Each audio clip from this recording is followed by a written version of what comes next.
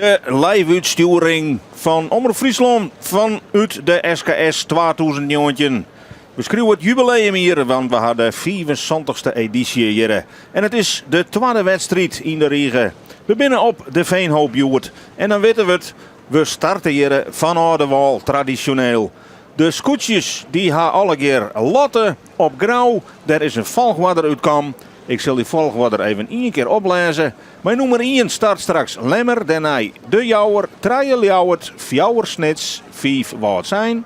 5, 6 Langwar, Zoon het Jereveen, 8 Akrum, 9 Jennewoord, 10 de hele mannen, Alve Starem, 12 Grauw, 13 Drachten en op nummer 14 leidt Huzum. Dat is de volgorde hier op de Veenhoop. Morgen in Jennewoord is diezelfde volgorde precies andersom. En dan mag Huzum dus beginnen en Lemmer als laatste van de wal. 14 scootjes lezen dus klaar om dadelijk als het startschot valt in zo'n hasten de fok erbij te draaien en te bezieken zo gauw mogelijk het wedstrijdwetter op te komen. Het volk staat erbij te zien, de jury staat erbij te zien. We zullen de opstekker hier van het Lemster scootje, toepasselijk nummer 1 hangt het erom, maar dat wie ook de positie waarop ze eindigen toevallig op grauw. Een historische oorwinning, want dat weer in 28 jaar net bad. Dus mij Albert Visser ek Joert beziekje die koppositie in het klassement vast te houden.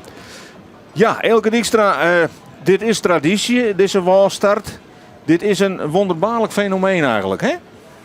Ja, het is net zoals de zeer ontstiende traditie om, dit doen we dan een keer, maar dit komt ik doordat het wetter behind is. Het is hier verschrikkelijk smel. Grauw is het al smel, maar hier is het nog smeller en morgen wordt het bij Jennewoord nog volle smeller. Maar hier is geen ruimte om een startlinie erin te lezen zoals er op grauw en andere wedstrijdwetters uitlijn wordt. Dus wordt er op lotting van Oudewal starten. Puur praktische overwegingen. Nou zitten er natuurlijk wel eens een paar bezwieren om, want als de wind heel ongunstig is, dan is een walstart soms wel haast net niet eens mogelijk, hè? Of...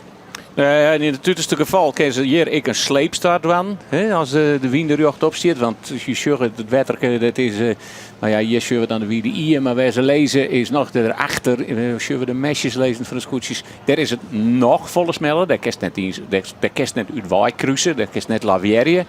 Dus nou is het hele wind, dus dan komen ze daar gewoon roemen koers uit. En bij Akrum, daar zeggen we even de nieuwe gaffel. Die is ongeskaft, want we weten het verhaal van Sneun. Die gaan Spaan. Ja, en daar zal nog geregeld wat commentaar over komen. Want die situatie tussen Akrum en Jennewoord, dat is een die het een hoop discussie laat had. Daarover straks meer. Nou nog even de stilte voor de storm. Hier wordt nog even rustig praat. De bemanning onderling. De adrenaline wordt langzaam oppompt. Nou, één keer de laatste taken terugnemen. Dodo's dit, Dodo's dat. Als het helemaal vol is met het zoer, dan juist maar oer aan die maat. Maar dat tuig, sil en mat strak omheeg in een heel heeg tempo. Ja, deze week, ze lezen het nog en neem het nog een keer terug met diegene die met de wand noemen. Die zal ik aan de stiel treden loeken straks. Om het tuig zo snel mogelijk erbij te loeken. En zitten op het moment haast op het 4 minuten schot voor de start. En dus wordt starig aan, ek voor jou en huis, de spanning opbouwd. Alles even te plak. De bril nog even één keer goed op een noos. Daar staat al iemand met een vaarboom klaar, want die kop van het scootje die moet aan voortdrukt worden uit de wal.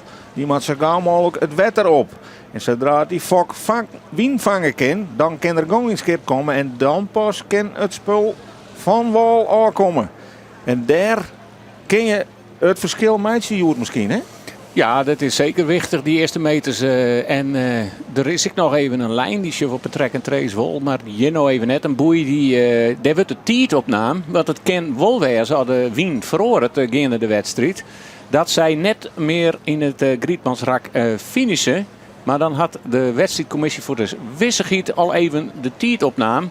Dan weten ze in ieder geval, dan krijgen ze een goede uitslag. Want ja, als de waarsomstandigheden Safrori en het wordt een cruiseraak, werd nou hun listplak daar waar ze nou lezen en dat net mogelijk is. Ja, dan hebben ze in ieder geval een alternatief om toch een reglementaire uitslag te krijgen. Ja, voor de mensen die dit nog nooit meemaken hebben. Dit is het scootje van de Lemmer. Mijn skipper Albert Visser. Die start nou van positie nummer 1. En reglementair zou het zo wezen moeten, als het de situatie talit, dat hij straks aan het einde van de wedstrijd waarom zielt om te mij bootje nummer 14. En daar pas zou zijn finishcard dan vallen matten. Maar ja, dan moet de win het wel talitten, want Laferrière is daar eigenlijk haast net mogelijk. En dan had de wedstrijdleiding het recht om de wedstrijd oors te eindigen, namelijk bij een tijdlimiet. Ja, we zitten ondertussen wel in het 4 minuten exact nou voor de start op de Veenhoop. Alle mensen binnen te zien in de vierde. Dit is het scootje van Akrum, die het van Cels druk onder slag west ha. Daar moest een complete nieuwe gaffel op maken worden. Te hopen is dat ze net de volle keer aan het grutzeil hien. Dat met alle keer weer uitgetest worden. Nou, we zeggen ze voor de wedstrijd ook even mooi wat venderkes al heen en weer in. Want ja, de scootje ik heel makkelijk bovenop mijn koor. Er zal weinig, dus zien we de venders al. En daar zullen ze, daar kun je soms niks aan doen. Daar volg je meer dan stiet ik een protest uit. Ja, en hier zullen we de man die Imperialing stoppen is. Douwe Visser van Snits. Die volgt de wedstrijd nou vanuit zijn tuinstoel. Ja, dan moeten we nog maar eens verregelen hoe hem dat bevalt. En hier begint het staren gewoon te sieren naar het kookpunt. Ze staan alle keer een beetje te popelen op hun plakje. Te wachten op dat startschot. Want je kan echt te betiet starten, hè? Ja, je te betiet losgooien, dan net op het schot, dan de commissie stiert er bovenop natuurlijk. Dan ben je te betiet. En dan? Ja, dat is een hele goede vraag. Dat had consequenties. Dat had consequenties. Maar dat zie je nog even van je uit. Dat, je kent er haast net weer waarom, dus... maar het is net volgens mij nog nooit gebeurd. Hier is het heel mooi in beeld gebracht. Alle scootjes op riggen. De kop wordt aast van de wal uitrum met die vaarboom. De fok die moet dan de win zien te krijgen. En daarmee moet de gong in het scootje komen. Zodat ze zo gauw mogelijk om een hoeken kennen. De wierde hier op. En dit is altijd een spectaculair begin van de wedstrijd. Nou, die is tenminste nog soepel in de heupjes. Ja, ze zitten er klaar voor. De wand nog. Want ze hadden er toch een stieltriet in een haai. Het is net dat je denkt, een mooi zacht touwtje. Nee, dat ben roesterij stieltreden. En gelukkig, Radio nou. gelukkig gaan wij nog een paar egen die het voor u op het wetter binnen. En die egen die binnen van Roelof Lausma. Die zit volle dichter bij de start als wij. Roelof, juist al wat tekening in de street. Juist al wat spanning groeien. Ja, de spanning groeit. En ik zie dat al die scootjes heel niet meer van de wal uitdrukt worden nou. En ze staan klaar, ze tellen hard. Ik heb 15. Klopt, ik nog 10 seconden. 10, 9, 8. En dan begint het. Ze roepen al hier op het dek. Het publiek zit erbij, maar de mobieltjes die zitten deun op. Ze kunnen ze roeken. En dan is het nou klaar. Ja, nou maar ze. En dan loeken ze. En wij zeggen vooral het leemste scootje waar ze nou de vak heel hard omheen hebben. En dan zijn ze nou aan de modelier om het grutzaal omheen te krijgen. Ze staren gewoon die L omheen. En dan wordt erop. En dan wordt raast. En dan gaat de vak omheen. En nu is het lastig om te zien waar het als eerste helemaal loskomt. Maar ik zorg dat de lemmer nou goed komt. Zorg ik de hele tijd naar de wimpel. Want de wind die komt nou in het zaal. En dit zoekt betjutten dat ze nou loskomen. En ik zeg echt dat de jouwe los is. En dan moeten wij een beetje voordraaien met het boordje. Ja, de lier, ze zijn nog steeds aan de modelier bij de lemmer. Hij is hem haast klaar. De gaffer zit haast in top. Ja, hij zit in top. Nou, daar werkt het al hier. Nou zwaren ze ervoor dat de Foxen ja, hier mogelijk zit. En we zeggen Heerenveen had ook een goede start. Die gaat vrij heeg lezen nou. Lauwert is voort. Wat zijn is voort. En nevens mij ben ze nou alle hier voort. Ja, de vloot is los van de wal, Elke. En we zien al grote verschillen in snelheid. Waar leidt hem dat in? Ja, dat is het skip. Hè? Hoe linig en snel is een skip? Ja, we zien Heerenveen, die is als een raket van Trojer. Want die komt je toch van het zonde plakje en gelijk al protest bij de Zuidwesthoek. Nou, ja, nou, wordt toch een rustige dag, goed, maar er is alweer een protest. En tjewaar, dat is... maar heel even bij Heerenveen. Maar Heerenveen, die gong als een duveltje gong die er van terug. En die stoot Jere, zeg hem nou, denk ik, daarachter Ljouwert wij komen. Die stoot er werkelijk van terug. Nou ja, die hier wat goed te maken naar de dag van Sneun. Dus Heerenveen, maar ik Akrum, hebben een prachtige start. Ja, en dan zien we wel voor in beeld de Lemmer, mijn nummer 1. Maar die had nou als nadeel dat die hele vloot boven haar komt te zielen. En dus, ja, wordt de wien ook wat uit de zeil namen, letterlijk en figuurlijk. Ja, het is wel op een stuit is het voor de wien. Maar nou even, ze worden wat heger optreun. We zullen er rechts wel een tonnen lezen. Maar deze tonnen die hoeven ze nou nog niks van ontloeken. Dat is straks alleen nog de bovenwiense tonnen als die in het kruisrak zitten. Want we zien nou al dat Veen al last van die bjemkes had die daarachter is. Het grutzeil valt al wat in. Dus ja, je kan er even heeg opstekken. Maar als je dan weer voor de wien voortvallen maakt, dan heb je weer minder druk. Dus, maar ja, die meters gaan ze al te pakken. En dit is dan de achterijn van de vloot. Huzum, mijn startnummer 14. En hier Sietse Brouwer met het Heerenveen. Die als een speer van een wal aankwam. En nou hoop je maar dat die gong mijnaam wordt om een hoeken. Zodat hij hem wat meer naar voren zielen kan. Hij is dus Joert uiteindelijk van plak nummer 7 in de middenmoot. Maar had best mogelijkheden om Joert wat naar voren te scharrelen. Akkerum der Njonken. En dan duwt het al een beetje naar mijn kwartaar. Die Vlaardewinse rakken kroept de vloot in naar. Ljouwert loeft naar een op. Ja. En het is even de vraag, als er straks gijpen matten, ja, dan haast helemaal niks om die mooie slag. Want dan bist wel even op dat stuit even heegste. Maar dan in de giekenoer en komt de wien van, ja, die komt wel van dezelfde kant, maar die valt dan oors in het grutzeil en dan bist weer lijst weer onder al die turen. Dus het is echt nog maar, want we zeggen al, hele mannen, ja, daar is de wien over oors. En dan haast in een keer daar een hele gunstige positie daar bij de Waldel. Een interessant begin hier van de wedstrijd op de Veenhoop. Want het veld leidt al haast over de hele breedte van de wierde hier. En ze moeten alle keer naar de andere kant om 1 tonne heen te draaien. En daar wordt het aan druk. Ja, de eerste tonrondingen zijn altijd de dreigsten. En vooral op het smelle wetter. Ja, we zullen helemaal als enigste die het tuugoer even omdraaien op bakboord had. We zullen er veel stuurboordje in natuurlijk. Het is ik Jenne Waard dat nou giepet. En deze koetsjes helemaal rechts in beeld. Ljouwert, Heerenveen en Lemmer in de midden. Ja, die zal straks ik nog eens een keer turen aan de andere kant.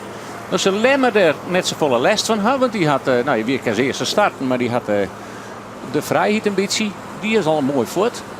Lemmer had weer een goede start, hè? Krijkers op grauw. Ja, maar het zaait soms als eerste voort net altijd alles. Want Schummers, die wien die komt erachter waar al die oren turen lezen. Maar hij zal beziekje wat naar die wal had te kroepen straks. Voorlopig had er metertjes voorsprong pakt. Ja.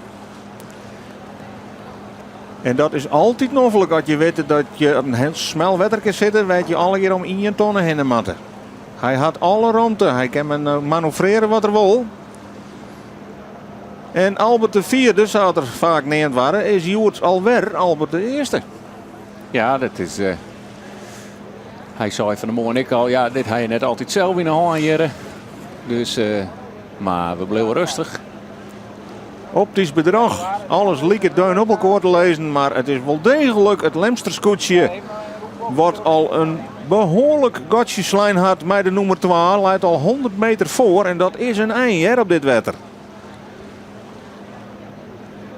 En toch dus voorlopig hele goede zaken. Hier is het Hildal. Hier heb je even een goed beeld. En dat is zo mooi aan onze track and trace. Het lijntje stiert er zelfs op en de meters. Hij had gewoon echt die oren. Ja, die zielen steeds maar die worden haast een boord met elkaar. En hij is gewoon helemaal los van deze club. Ik straks met de tonronding had er nergens les van. Maar ik Klaas Westerdijk, helemaal hè. Net de Vietten, die komt vol van een ziende plakje. Die had er toch een hele gunstige slag maken. Klaas Westerdijk. Bij de hele mannen. Die is op dit stuit onderwijs misschien wel naar een tweede positie. Dat hij koers houden kan en deze vlaag lekker in het grutzeil houden kan. En daar ik achter, daar zit de Jouwer gelijk. Die is ik van het tweede plakje kaan. Als je deze geen wat deuntje in die wal omvaren, dan meester ik net boppen stekken. Dus dat is wisselgiet, dus dat is een goede uitgangspositie. En we zeggen ze krijgt het clubje mooi Ljouw, het Veen en akker hem helemaal de orenkant naar de orenwal te doeken. En dan ben ik benieuwd hoe dat straks uitpakt bij de eerste tonnenronding. En die, nou ja, die zullen we haast in het zicht, hè. Laten we het eens even hoe het waar hebben, Frederik. Wat voor waar hebben we het? Nou, het is weer heerlijk. Zijn we in Friesland. Zachte omstandigheden. Een hele koeltje. 2 tot 3 hier Pieter Toer. Nou, daar kun je mooi op zielen. Temperatuur is zacht. Dus onder omstandigheden leidt het net. Voorlopig is deze 24e editie van de SKS in die het heel mooi gaat.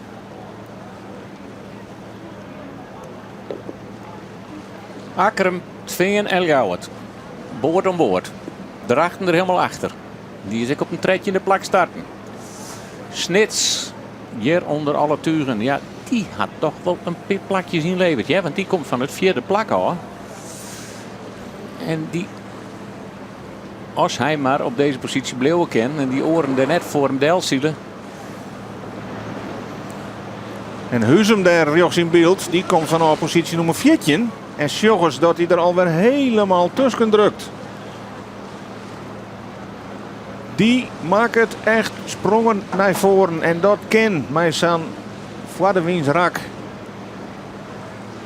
Maar de crux zit er straks in. Hoe kom je uit bij die tonnen? En dan is het nou even mooi. Dan scheur je oor de kop van het scootje. En dan scheur je het orenscootje. En als er een heeks erop, dat betekent dat je boord om boord binnen. Dat betekent dat hij degene de voorlettermaat die ernaast zitten. Die maar je eerste tonnenronding. En als er dan zo'n scootjes op een rie lezen naast elkaar, dan verbindt het in de scootje met het oren. Dus het allerboetste scootje met een hele eind. Er moet een aantal skippen de rond te jan om de boei te ronden. En dat wordt straks cruciaal. Zie maar eens even. Je ziet ook hoe ze op in je lijn lezen. En nou, als je daar maar een meterke voor binnen, wat ik maar, dan kun je er enorm voordeel van hebben om die tonnen te ronden. Prachtig oerzichtsshot van de hele mannen. Er zitten haast biezen aan boord. Maar die maat die tonnen natuurlijk lieke goed ronden als deze scooten alle keer. En wij kennen u alvast op meidje voor een hele spannende eerste ronding dadelijk. En het is dan als we gaan stuurboord om. Dat is voor de meesten dan even dat we maar de klok mooi draaien om de eerste tonnen heen. En als de hele mannen dan deze positie horen kan, ja, dan maakt dat hele veld wat we hier zagen op een rieren lezen, die maakt hem alle je voorrang. Ja. Maar ja, Safir is het nog net. Monsieur Lemmer die had daar net les van. En Huzum is Grauw al voorbij. Grauw weer starten vanaf positie 12. Er binnen al een soort wisselingen west ten opzichte van hoe ze van de wal aanstutsen binnen.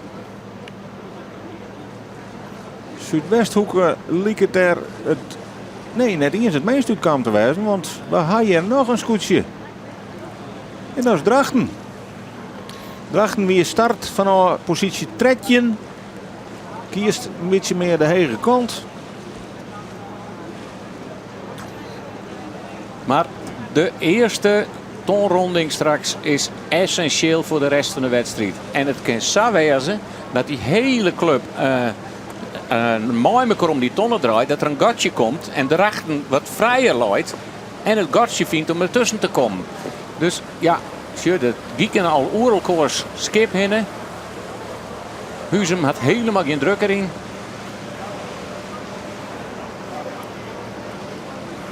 Dit is heel vaak op de Veenhoop het moment van de wedstrijd. Die eerste tonnenronding. Het kroept alle keer in, maar... En er is al zo'n beetje rondte.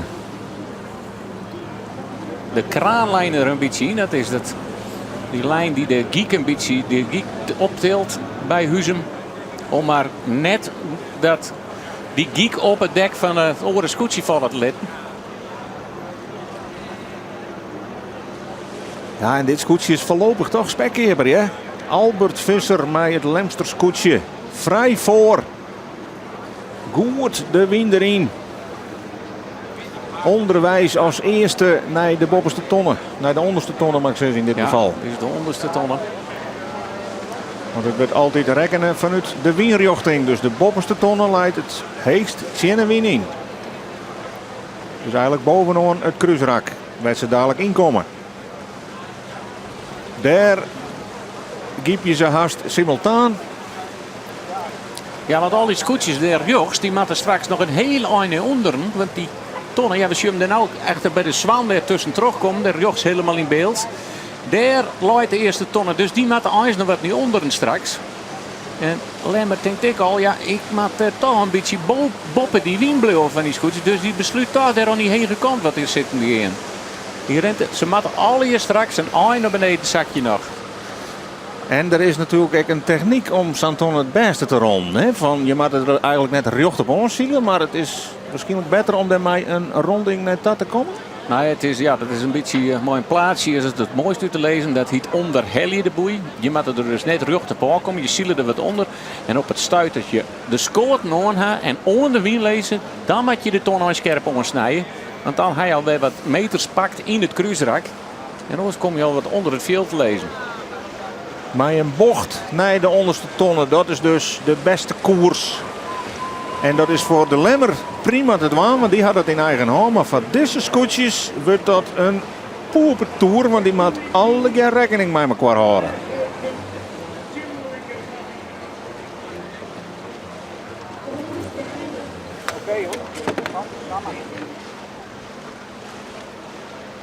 Het wordt alweer een griebes. Alles druwt in elkaar.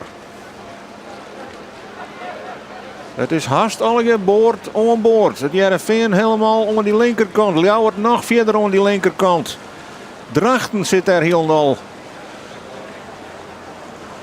En Grauwbiegelik zit helemaal onder de rechterkant van de Veenhoop.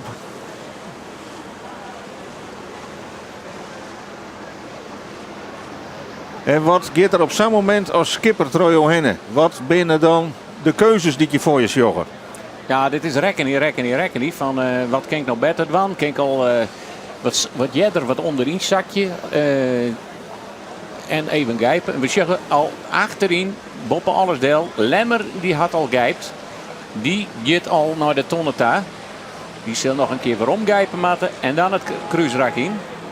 En die zijn god is ik al aardig groter geworden hier. Die had al een 150 meter voorsprong. Nou een 100, ja ietsje minder. 120 meter voorsprong op de rest van de vloot. Die zal nergens les van hebben. Maar hier, met deze hele grote groep, daar wordt het spannend. De Lemsters. Alweer op een prachtige koers. Het rent altijd slietjagen dit seizoen op nota. En hier ben ik wat de lichtere, behendige scootjes in het vaarwiel. Die accelereren, krijgt even wat sneller. En op het grote wetter kerst als mooi een groot scootje wat meer in eigen koers ziet je, maar dat ken je gewoon net. Lemmer zet de gijp in en gaat als eerste op waai naar de eerste onderste ton.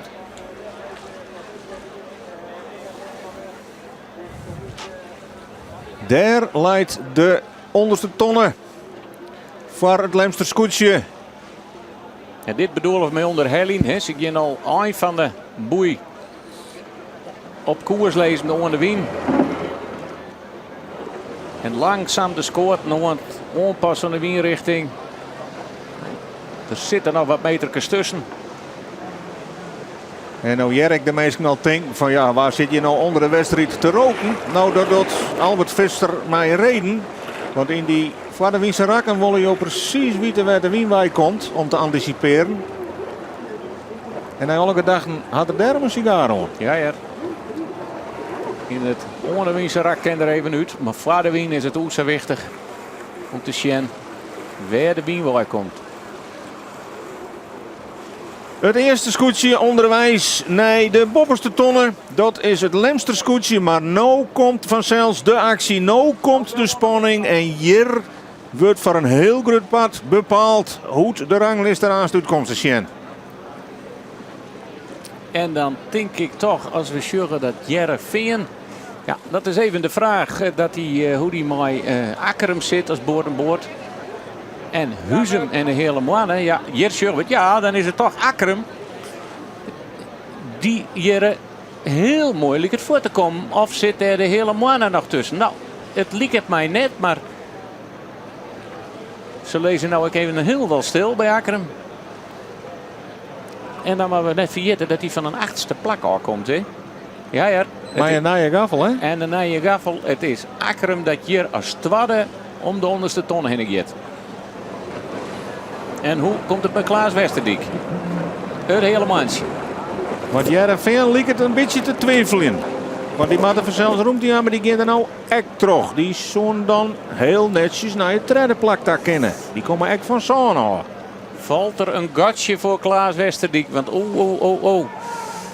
Ja, daar wordt al Rob de Raaste. Daar maar proberen.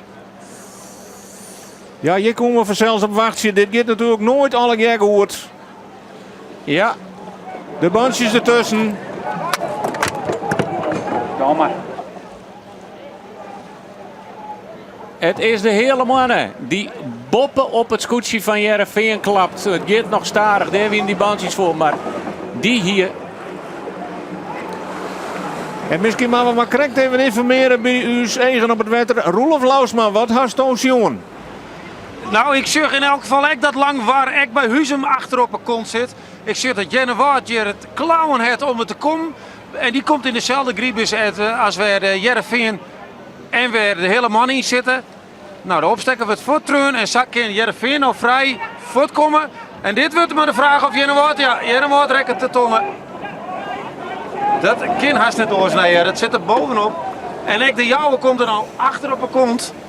En ik weet niet of ze de put saluut hebben, want dit gaat mooi een heel heeg tempo. En die kinderen dan... Oh. Nou, dit komt krijg goed. Zij hebben in elk geval de tonnen net rekken. Zul ik nog even verder, want ik lang war. Maar die liep hier nou weer vrij te komen. Volgens mij, een mooi slagje wien het, komt die er nou weer tussen. Dus die helpt zo op deze slag 4 scootjes in. Oeh, dat komt krekgoedje bij Huzum. Komt het goed? Oh, dat scheelt helemaal niet.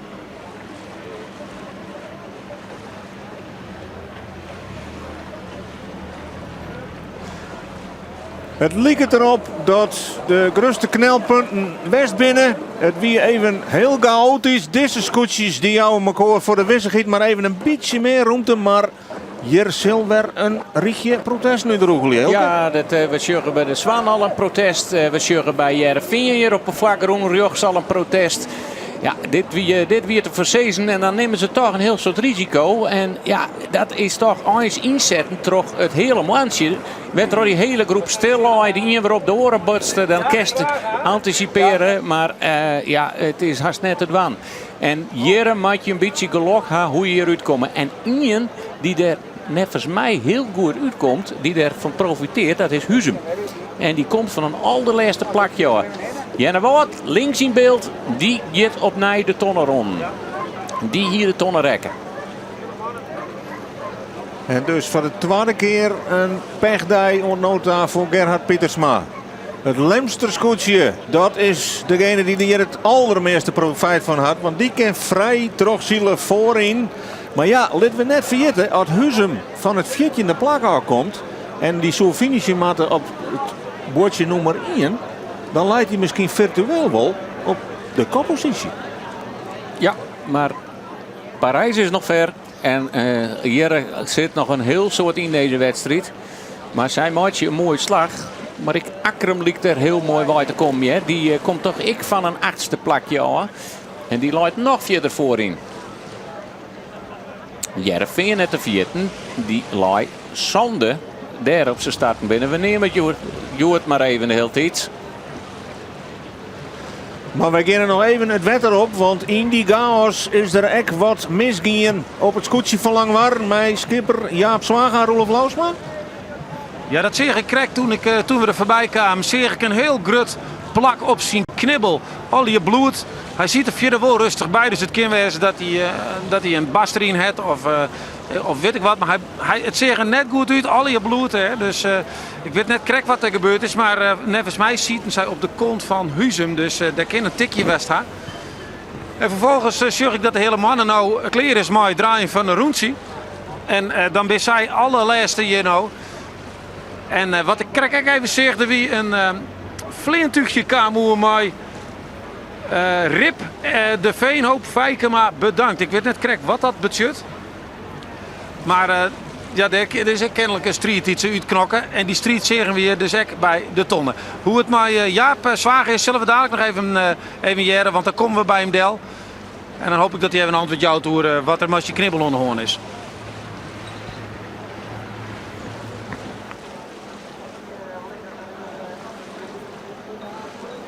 En wij pikken de trieën weer op hier voorin in het wedstrijdveld.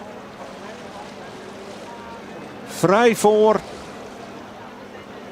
En ben heel benijd hoe we dadelijk bij die eerste bopperste tonnen uitkomen. Want dat wordt eigenlijk voor u het eerste moment om te zien hoe het nou met de volgorde zit voorlopig. Dan kunnen we waarschijnlijk ook even in beeld krijgen om hoeveel protesten het gaat. Daar het Jereveen in elk geval bij een protest. Een stuk daarachter, maar wel een stuk heger grauw. En het veld ziet het zijn paard weer naar die bopperste tonneta. 4 achter dit scootje van de Lemmer. Die ziet het echt de rone van het wedstrijdveld op.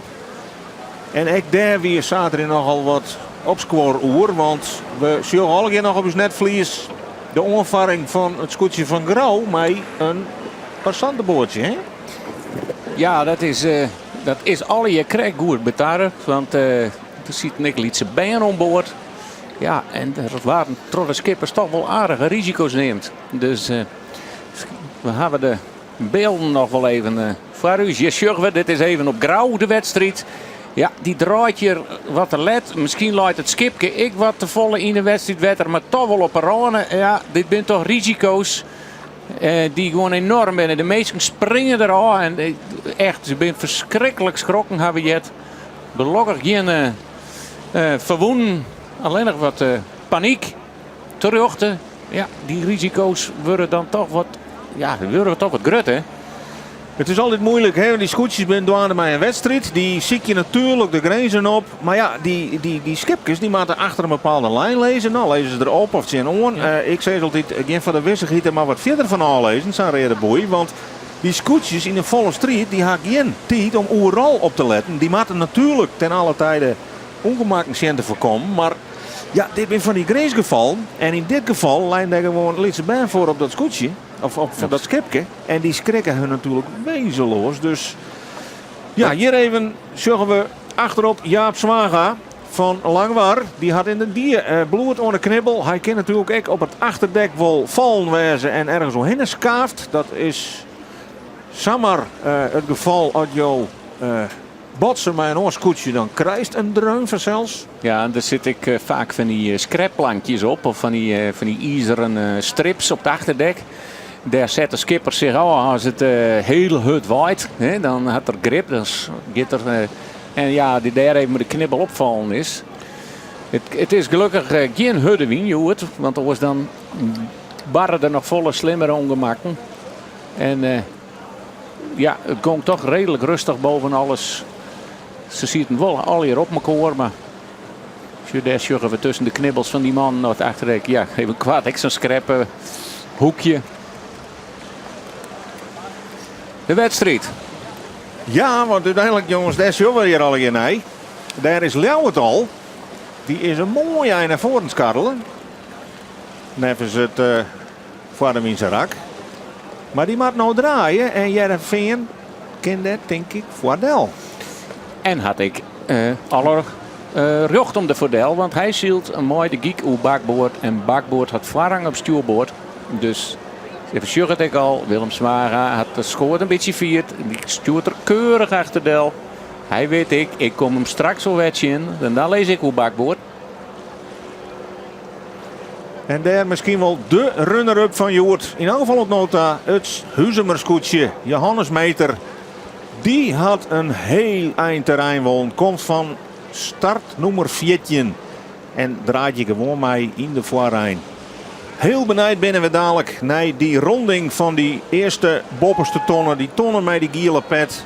Want daar kennen we precies zien hoe de volgorde ont nota is. Hoe ze in het water lussen.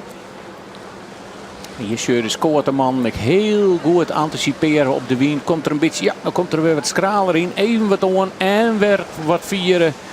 En dan hoed de skipper en we zullen er hier nog een moeder draaien daar bij de geek. Een lier iedere keer trimmen. Het tuig. Beetje meer wien, beetje strakker zetten, beetje minder wien, weer wat losser.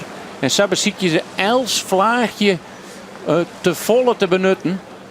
Ja, en dat wie op het Akkerem is goed en dat weer goed bij Akkerem.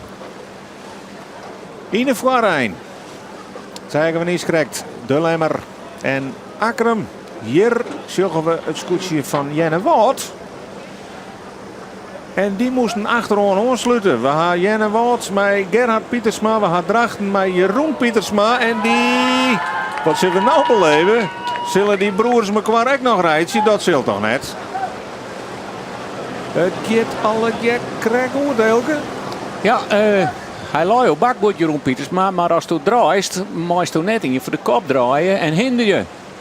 Maar ja, dat je geen loeden. Maar daar had echt Jenne Wout wel behoorlijk last van. En die valt nou weer een heel lang aan. Om achter iedereen en alles deel te gaan. Want daar is grauw ik al. Oei, oei, oei. Oeh, dit kost het meters. Ja. Dit kost het meters van Jenne Wout. Die er trouwens alweer aardig wie zie je na dat extra rondje. Ja, maar die waren toch behoorlijk hinderd door zijn broer. En daar had er wel een heel soort pech van. Grauw, uw bakboord. Voorrang op de Jouwer. En Jouweren die is starten op een tweede plak. Dus die zakt het heel erg aan. Ja, grote wisselingen in hoe de scootjes van de andere kant gaan binnen en nou lezen. Wilst wij u opmeidje voor die ronding van die bovenste tonnen. Daarvoor hier zegt, hier op de Veenhoop. Die tonnen moet dichter en dichterbij komen. Jereveen helemaal boven in de mar. Die kan een hele gunstige slagmeidje, denk ik. Nee, die tonnen daar. Die moet strijden met Akkerem voor positie nummer 12 nota. En je de Akkermers met die nieuwe gaffel erop. Dus het lijkt erop dat het tuig net al de bots kan scheren is. Want ze binnen erbij. Ja, dat is goed als zo is het. Want natuurlijk, het is net alleen de gaffel die breekt. Maar het hele tuig en de mast en alle puttingen en wan. En Dat binnen de stieltreden die de Mastorijn hadden. Die krijgen dan een enorme klap. En je had het skip helemaal uittrimd. Dat stiert al je precies zo. En saffele spanning op die lijn. En dan in één keer is die hele trim, is ik zeg maar, kan helemaal overhoop lezen. Dus ja, ze hadden mastik even delhoorn. Om even te zien dat er wat uitsquat is boppen in de mens. Nou, dat bleek al in net te werden. En het liep erop dat de trim in water is. Want ze vliegen er werkelijk trots wedrennen. Geluk bij een ongeluk dat er dan een snij tussen zit dat je even sleutel hier kennen. Maar deze man van de Lemmer, die zielen soeverein op dat smoorvolle traject der Farie zegt waar het vol zit, mijn mensen. Op de eerste rang zitten die. En de Snekerpan midden in het veld, die maat in elk geval achter Jerre Veendel.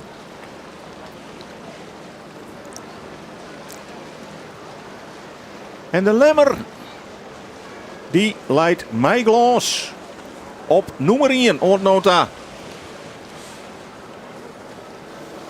Voor de wissigheid gaan ze even ietsje verder terug. Want ze hadden ruimte. Want als het nou te skraal op die tonnen en dan was het een opstekker mooi te zien. Dan rekken ze hem alsnog, zeg maar. Want ze hadden nou de Giekon saluut tussen hier al wat jij er in feite hoe stag kent. Maar het is volle wichtiger om snelheid te houden. En op safety zielen voor deze man. Het lijkt het echt wel dat een winder een beetje uitgeeft. Of is het gezichtsbedrog? Ja, hij vlaagt de hele dag een beetje. En het is natuurlijk ook als je vietje scootjes in de mar om verrotten. Ja, dan verstoort dat de hele wien. Maar Bob in de meestje dat het wimpeltje nog fleurig in en weer wappert. Op 1 dus de Lemmer. Dan moeten we echt even geduld oefenen, want er valt echt een god voordat we straks zien kunnen wat de nummer 12 wordt. De beste papieren liep je voor Akrum. En daarachter op traaien het Jereveen met Sietse Brouwer. Maar die maakte nou een hele giezelmeidje voordat hij echt om die tonnen binnen. Ah, het is ik voor de Lemsters uitje, want die had natuurlijk hier nou terug het hele veld in en lezen wel op bakboord. Maar daar ben ik wel, die komen wel tretjes koetsjes in. Dus daar kist ik net maar alleen nog koers houden. Het is ik verschrikkelijk al van tevoren zien werd het in de torenskoetje heen. Dus ik de Lemsters matten. Tja, daar komt dan weer in aan. De Grausters. Het wordt een soort slalom, hè? Ja. Ja, daar ben ze. Akrum. Heel netjes. Vanaf positie 8 naar voren zielt. Nee, het tweede plak voorlopig. Hier op de Veenhoop. Keurig zielt van Pieter Meter en zijn bemanning. Mij die nije gaffel erop. Doch blikken dat het scootje rent zoals ze dat graag willen. Start nummer 8 hing het voorop. Daarvan ben ze vanuit de walgang, maar nou dus mijn stip op het tweede plak.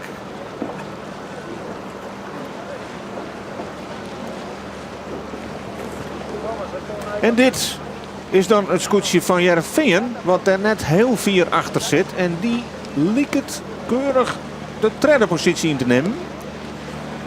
Zij haar nummer zo'n om de opsteker te hangen. Dat weer haar startnummer. En zij zielen naar het derde plak. Maar voor mij is misschien wel de verrassing in dit eerste rak. Het scootje wat daarom komt van Huzum. Want die begang op 14. En die binnen echt een heel lijn naar voren zielt.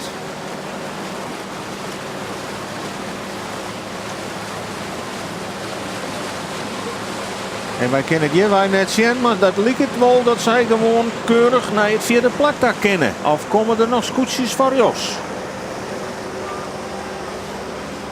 Hij maakt al een opstekker ook, hè? Niet spietje omheen sturen. Ja, hij maakt. Het is heel schraal. Bij die oren steeds maar wat meer rond te hielden. Maar hij krijgt de wien ook wat gunstiger. Komt correct even daarachter tussen die BM. Want het hier zicht het hotel bij Sjeu, daar krijgt er hem al wat mooier. Maar die had er ik nodig. Krakatiet. Fantastisch zieltje van dat Huizemerscootje. Johannesmeter van 14 naar 4.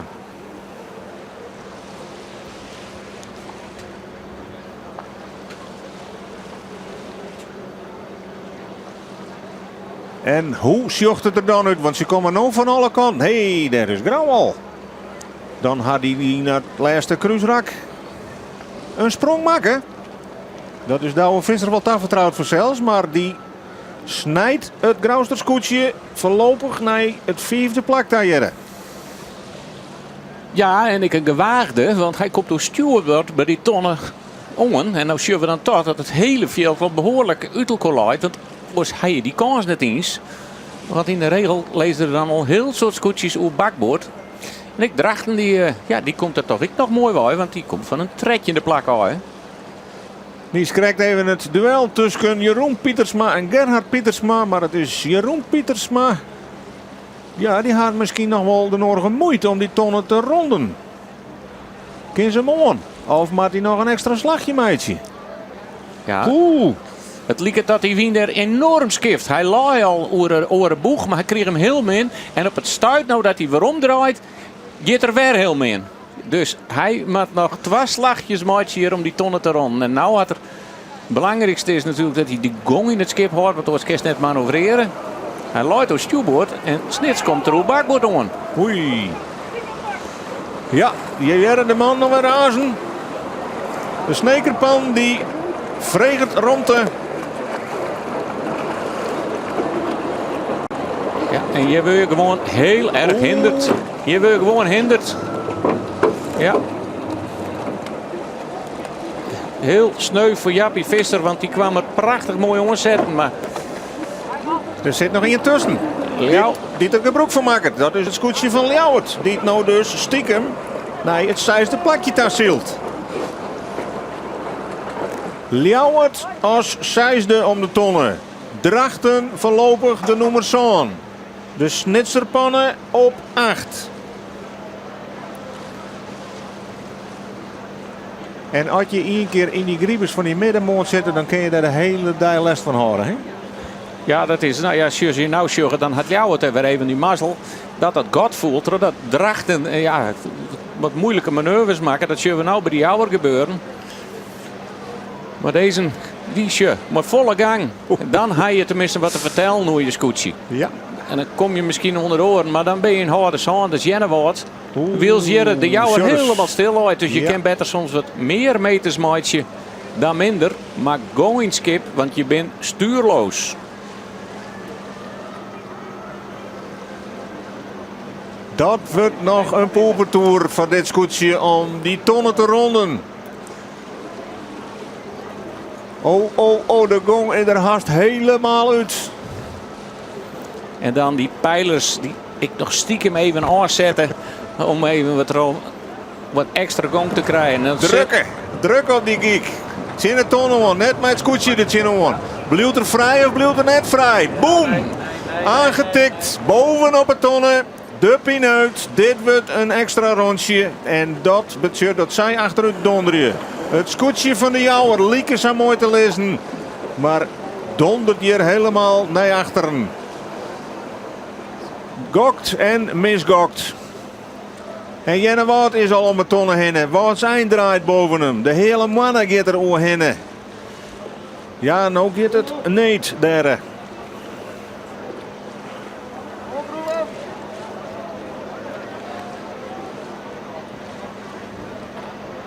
En dit binnen de nummers 2 en 3 op dit stuit op de Veenhoop. Het scootje van Akkerum en het Jereveen.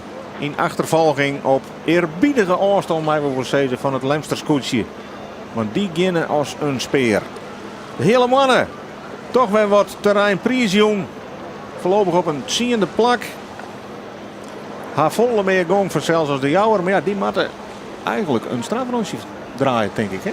Ze moeten de ton op naar je ronde zelfs. Ik bedoel, ze gaan hem rekken. En in de SKS betekent dat is gewoon op nij om de tonnen heen mast. Komt er net al maar een rondje. Nee. Het scootje erachter. Dat zal lang worden. Het draait ek. Die zal wel draaien matten. Maar die matten echt nog een extra klap meidje. Want die kennen hem ook lang net om. Nee, dat is te leeg bij die wal uitkomst. Dan, het is maar een heel liets slagje van steeds met de wal. Het wenarkje dat we de links joggen naar die tonnen daar. En als het wat te leeg uitkomst hè, bij die wenark. Ja, dan mag nog een extra klap maken in het hele lietse hoekje. En we gaan wel zien dat een heel soort scootjes dat net slagen. Maar dan missen we nog een paar scootjes.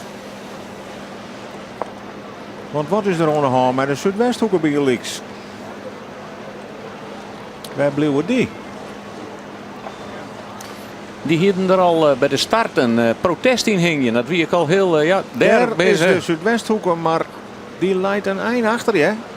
En waarom dat protest is, nou misschien is Roelof heel dicht in de buurt. Ik ken hier eens even Jerretje waar dat protest is. Want dat wie eens al haast voor het startschot hong de rode vlaggen erin.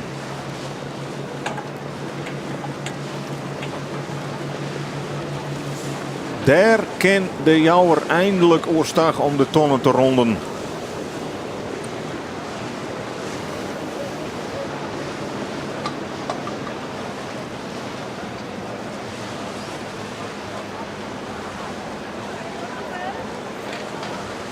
Het scootje van Huzum. Als nummer 14 van de walgang. En nou op een heel krees vierde plak in de race. Ja, dat wie vroeger altijd Lodewijk de 14e. Maar dat wie meer om zijn plak werden eindigde. Maar dit wie zijn startplak. En ondertussen sjuggen we die man nog heel tijd vaker vooraan in de vloot. En bis ik nou ja, in de statistieken voor de boekmakers, laten we dat maar zeggen, zelfs als titelkandidaat bestempeld. Lang war. Bij Jaap Zwaga. Komt ek in de buurt van die gele pet, die bopperste tonnen. Nog altijd ek, zij mij een rare protestvlag in het wand. Had alles te krijgen met die ronding van die onderste tonnen. En dan daar pas de Zuidwesthoeken.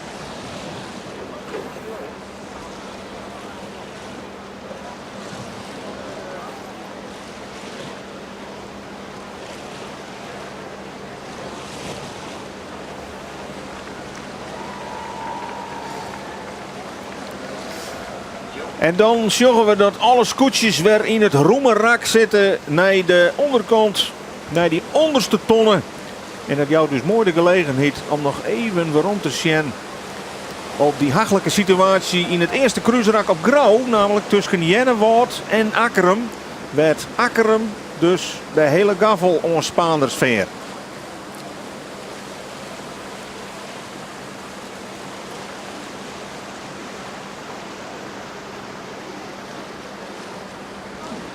Want wat gang dan nou krijgt mis elke?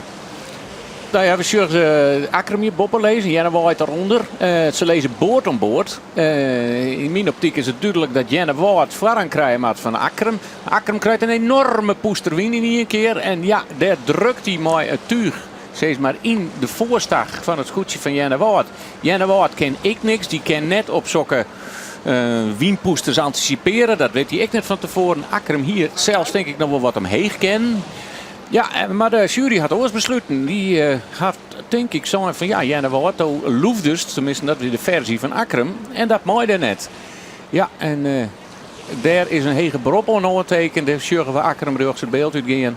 En ja, dat wie ik wel een beetje het gesprek van de dag op sneun. En nou nog van de morgen.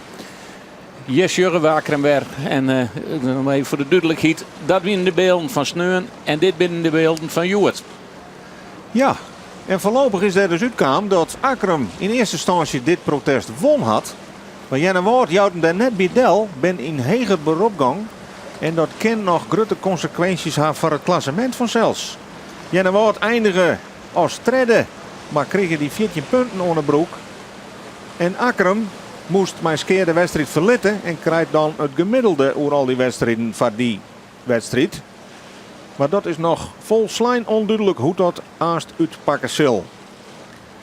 Wij sjoggen helemaal boven in beeld in het midden. Het scootje van de Lemmer alweer draaien, want die kan alweer om die onderste tonnen. Die lezen een heel eind voor op de rest van de vloot. Maar nogmaals, van de duidelijkheid, dat wil nog net zeggen dat hij het eerste wordt. Want dat ik zag wat dat scootje van Huzum die in had, van plak 14. En dat hij waarom Sielemat naar start nummerke 1, zou die best wel eens vlugger wezen kennen. Huzum. Wat zal deze man ik heerlijk op het achterdekje zitten, want die had een beste wedstrijd, hè? Ontnota gaat het super. Ja, wat je mooi de twee witte scootjes van de meters. En ja, dat neemden ze vroeger wel de Stats-scootjes. Die hielden dan een witte kleur. En bij Huzum gewoon een enorme doek achterin. Ja, die is net van dit kampioenschap. Dat ben in de voorwedstrijden gebeurd. Maar Huzum, die meldt hem aan de top. En als het beeld dus net bedriegt, dan lijkt het wel dat Huzum hier meer gong had als Akkerum. Ze kroepen naar Jereveen en Akkerum ta. En ik Jereveen lijkt het wat meest helle te hebben ten opzichte van Akkerum. Het druwtje weer wat naar elkaar ta. En ik denk dat Jereveen voor die tonnen die het nou komt misschien wel het meest gunstig leidt. Ja. Jereveen, die, als hij tenminste boord aan boord is, het keer het beste Sjen het Heeks is. Maar het lijkt er duidelijk op dat het Veen hier binnenste boord is. En Huzum en Akkerum, dat is nog de vraag. Ja, en hoeveel risico neem je dan? Want die kan ik toch slaan in het kruisrak. Want we gaan ze cracks, jongen, wat dat opleveren al je voor ongemakken.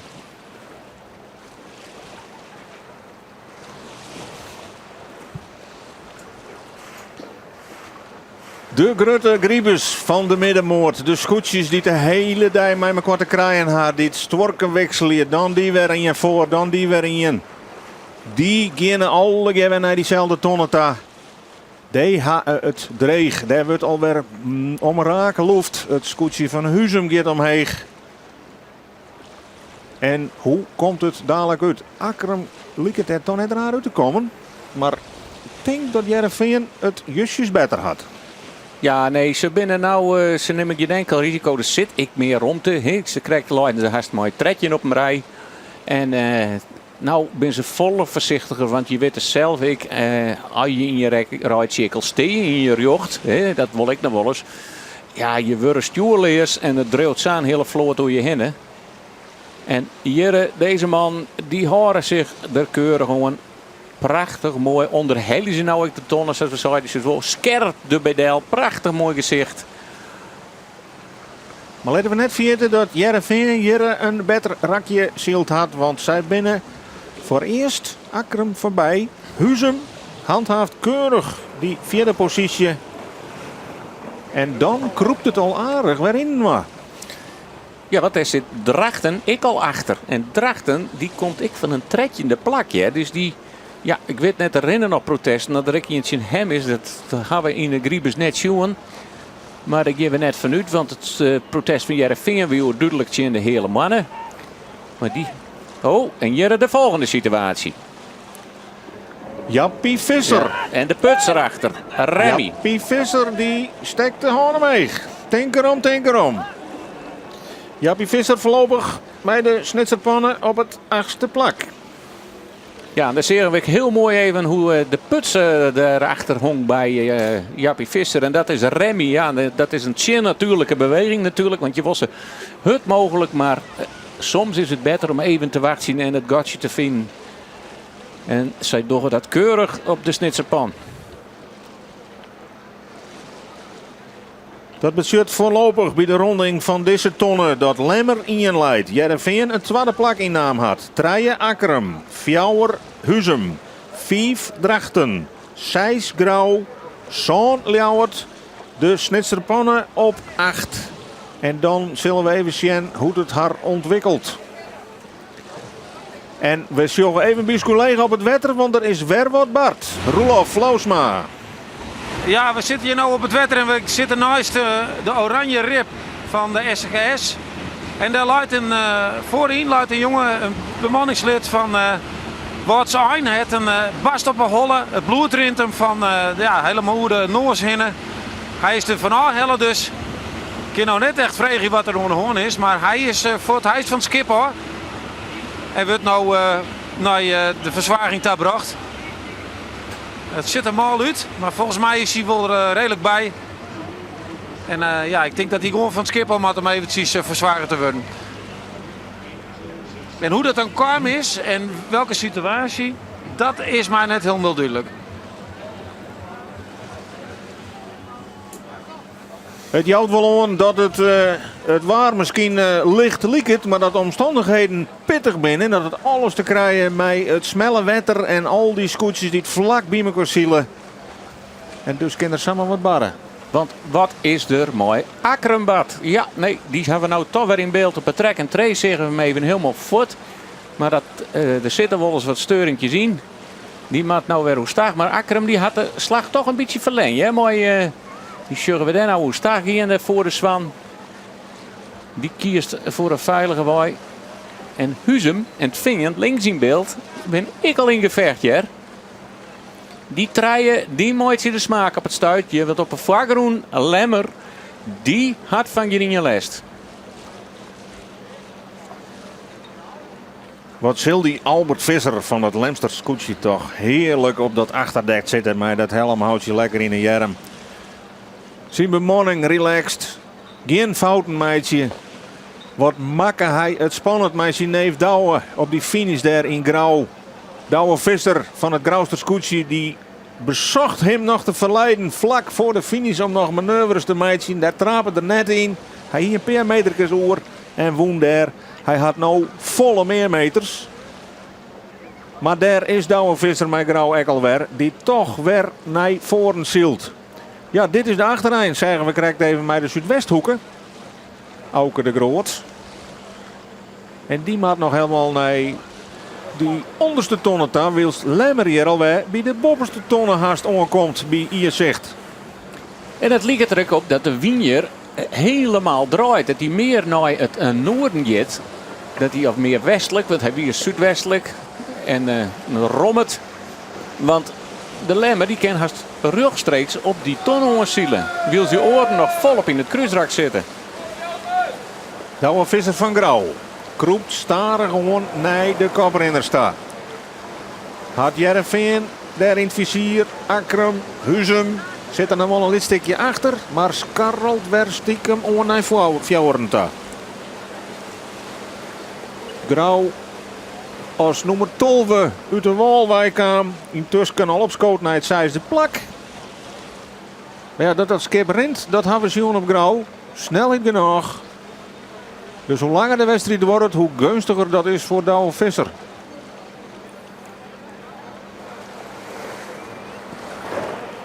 Ja, hier is het wel aardig in, Joris. Ja. Er zitten leuke posters in. En dat is ik heel gunstig even. Want als ze daar linksboven in beeld hoe ze een totaal andere koers varen als het Jervingen en Akkerem hier onder in beeld. Of in de midden van het beeld, mag ik zeggen. Een totaal andere win. Die krijgen werkelijk weer een prachtige winskifting. Of is het Huzem die daarbij zit? Ja, dat ben die twee witte scooters. Ja, het is Huzem en Jervingen die een prachtige vlaag krijgen. Jereveen zielt naar de tonnen ta. En die oren zielen er van af, daarachter. Akkerem, hier achter Huzem. Die draait al. En Jereveen en Huzem, maar die prachtige privévlag, kennen maar omheen en omheen en omheen naar die tonnen ta. Ja, soms mag ik wat gelokken, hè? Ja, dit is... soms ik wie ziet, want soms just de wien aankomen. En het is toch het Huzem scootje dat hier Akkerem voorbij vaart. En ik, Jeroen Pietersma, hier van het achterdeks, jongen, had Akkerem al in het vizier. Die gaat er toch mooi dat totaal oerhelle skip. Ze hebben van de winter helemaal uit elkaar gaan. Naaie spanten erin. Nou, wat extra plamuur erop. Die zielt, dat liet er op Grauw. Ik al zien er roenert zijn protestpunten van de Zuidwesthoek. Maar hij zielde er verschrikkelijk hut. Ja, ik daar een heger beroep. Jeroen Pietersma. Net eens met zijn protest op Grauw. Dus ik daar kan nog een oren uitslag komen. Oh, wat snijdt dit scootje prachtig door het water. Ja, en dan denk je misschien dat we drones op het wetter hebben. Maar nee, dit is Steven is het toch die hier boven... René Dijk. Oh, René Dijk zit Joort in het bakje. Ja. En Sjuggen is het profiel van die tugen. Zo plat als die snijdt binnen. Het is prachtig om te zien.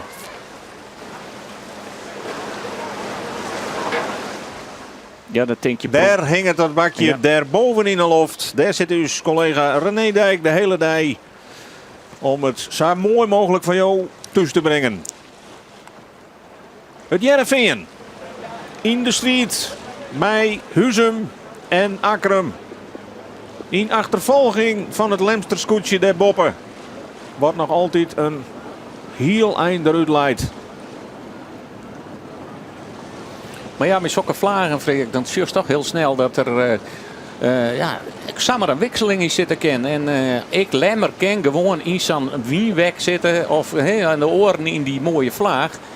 Dus ja, dat zal Albert Visser van de Lemmer zeg ik echt heel goed realiseren dat de dag pas om is als er op zijn bordje in het grietpas direct rijdt.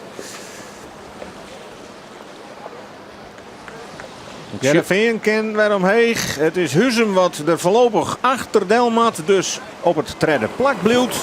En ik ben benijd waar dat Akram is op dit stuit. Jij een soort gejuich. Dat zal de fanclub wezen van het scootje van Huzum. Maar er komt meer wien. Het is duidelijker dat de skippen er harder trouw rennen. We zullen wat meer golven en broes voor de kop van de scootjes. Maar ik Drachten meldt hem nadrukkelijk hier bij dit groepje. Want die begint behoorlijk partij aan. Eerst aan Akram.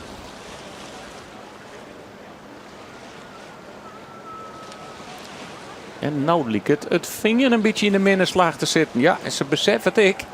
Ze gaan gelijk hoe stag. Maar ja, je mat er soms toch een keer hoe stag. De wal komt er ook een keer aan. Ja, dit is nog lang net voorbij deze wedstrijd. Gelukkig net. Nou, het maakt het duel natuurlijk interessant. Want we kennen nog wel eens wat wisselingjes verwacht je. De koprenner. Uit de Lemmer, Albert Visser. Maar daarachter het Jereveen links. En dan de groep die ek een gooi docht naar het podium. Huzum, Drachten, Akrum en Grauw daar weer achter. Dat is een beetje de linker riege van de deelnemers hier op de Veenhoop. En de Lemmer zet de draai alweer in. Die mat er nog een slagje omheen. Om die tonnen te ronden.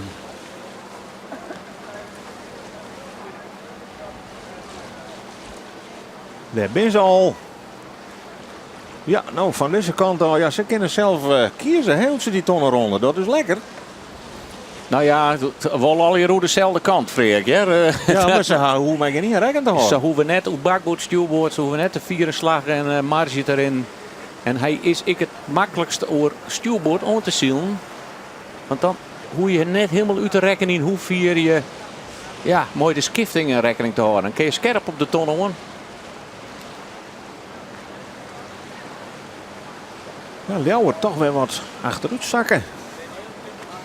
En wat kan Huzum Joert? Het gaat als een speer voorlopig. Jereveen leidt een stuk heger.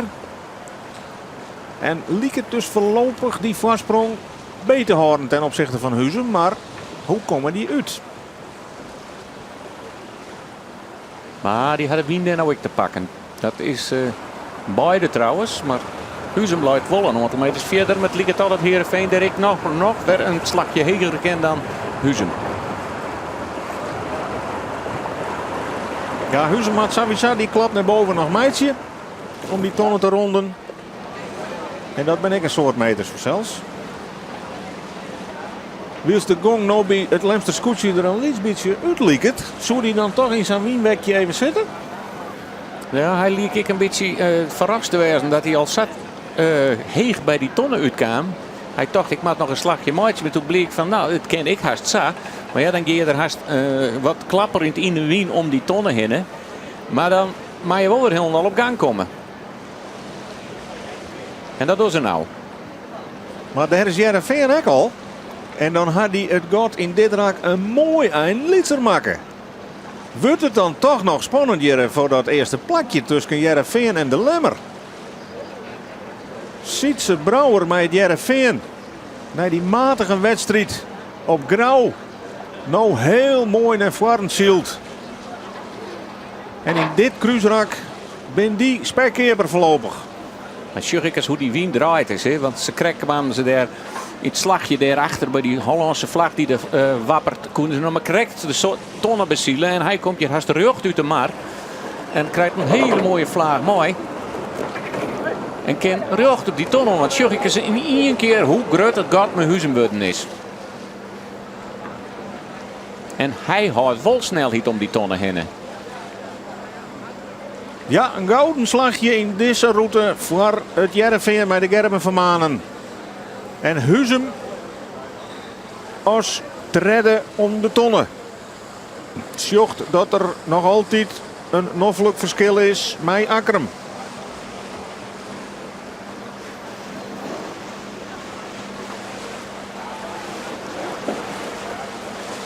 Johannes Meter dus bij het Huzemer scootje. En hier de achtervolgers, de loerten maar erin bij Heerenveen. Kies een oerenkoers als de Lemmer, zie je de vrije wien. En daar moet manoeuvreerd worden, want daar komt uit achterin wat zijn en die maakt ze rond te aan. Ja, al hier deze skip ik al hier op bakboord. En hoewel Sietse Brouwer ik op bakboord leidt, had tot de skippen die heeg onder wien lezen. Voorrang op de Vlarwinskip. Aan de wind gaat voor de wind. Ja, dat is Loefwijk voor Lei. En Lei, ze denk maar even aan de Leite. Dan lees je onder die skippen. Dus degene die het heegst onder wien leidt, had voorrang. Kijk, Akkerum is begonnen aan het volgende kruisrak. Voor de winstrak mag ik zeggen. En dan ben we benijd hoe het om de posities 5, 6 en 7 gaat. Met Drachten en Grauw. Daar is Drachten. Daar is Jennewoud. Daar is de Snekerpan. Waar zit Grauw? Zou je ik ergens wezen, Matten?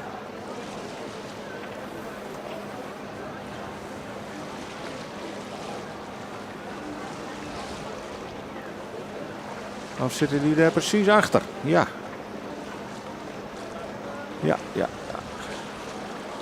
Ja, Grauw komt Drachten maar net voorbij. En zelfs de Snekerpan is er ik alweer. Oh nee, Jennewoud. Jennewoud komt helemaal van achter naar. Ja, ze moesten nou eens alle viertje een orenkleur t-shirt hebben. Dat maakt het voor u wat makkelijker. Daar is Grauw. Die zit helemaal aan de andere kant nog. Die maakt nou toch een truital scootjes ertussen litten. En dat betekent dat Drachten voorlopig plak 5 inneemt. Jeroen Pietersma, en die zag dat zijn broer Gerard Pietersma toch weer bij hem op een concert. Ze zie je elkaar op, zo lijkt het. Ja, want om even in het begin van de wedstrijd rond te griepen. Wie Jennewoud die boppen op het tonnen ziet en helemaal weer opnieuw beginnen moest. En als laatste scootje aansluit. En ja, die loopt dan weer op een zonde plakje of zesde plakje zelf. Dus het is Jennewoud die de gong erin had. En dat keert al je ten koste van het grauwste scootje. Ja, Sjurres. Oeh, de geek. Die moet even aantreunen worden. En steekt er hem er nou tussen. Ja, in feite mooi dit net. Maar de man voor jou al wel wat lietse foutjes hier op dit krappe wetter. Want Jennewoud moest wel vrij blijven van Drachten. De Snitserpannen als zonde om de tonnen. Vlak daarachter op nummer 8 voorlopig. Douwe Visser met Grauw. concentratie daar achterin. Want toch die wienskiftingen ben je soms in één slag samen draaien plakken kwijt. Maar je kan soms ook samen veel weer omwinnen. Ja, daar had deze bemanning het meeste last van.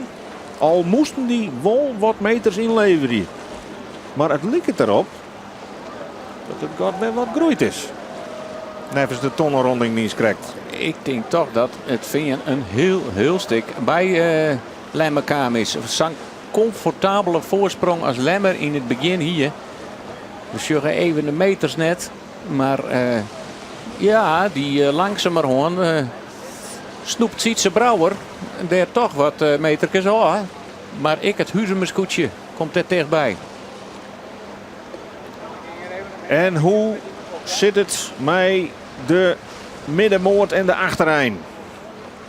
Want ook hier kunnen we nog wel eens wat wisselingjes krijgen. Wat één, zullen we hier al. Met protestvlaggen. Als ik goed telt, zodat nummer 9 wezen.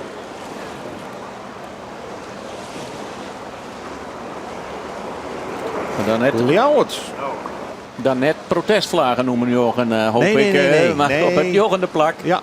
Tja, en dit is ook even een mooi beeld. Het groene vlagen.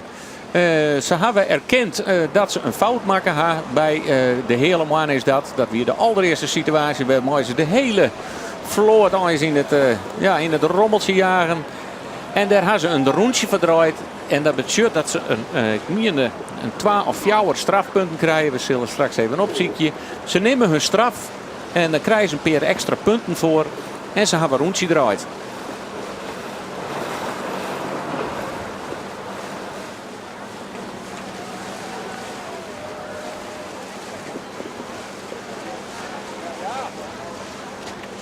De nummers 2 en 3, Jereveen en hier het scootje van Huzum. Onderwijs naar die onderste tonnen.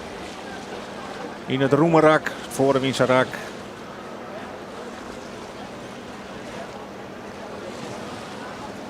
En hier in de achterrijn. Matten de Zuidwesthoeken nog om de tonnen. En ik de Jouwer. Die gaat er nou omheen. Dan mis ik alleen nog het scootje van Langwar.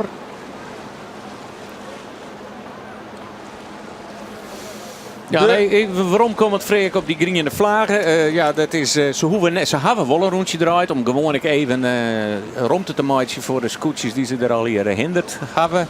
Maar dat is op zich net nodig. Zij beginnen dan een vervangende straf. Wat precies die vervangende straf dan wezen mooi en hoeveel punten. Maar die aanvaarden ze. En in feite kan Jereveen, als tenminste die vlagen voor de hele mannen bedoeld is, voor het heli. Want dan accepteren ze een vervangende straf. En dan hoort Jereveen het zwethokje naar de jong. Want dan kan namelijk weer de vlaggen eruit.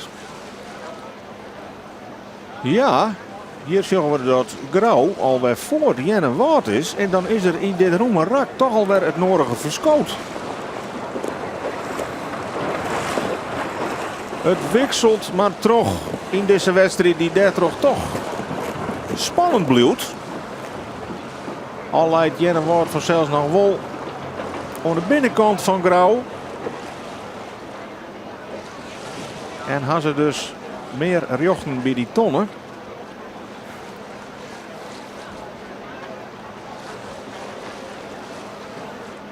De Lemmer die loeft op. Jereveen volgt op het derde plak. Huzum. Akkerum dan op Fjouwer. En dan valt er even een lidsgatje naar de achtervolgers.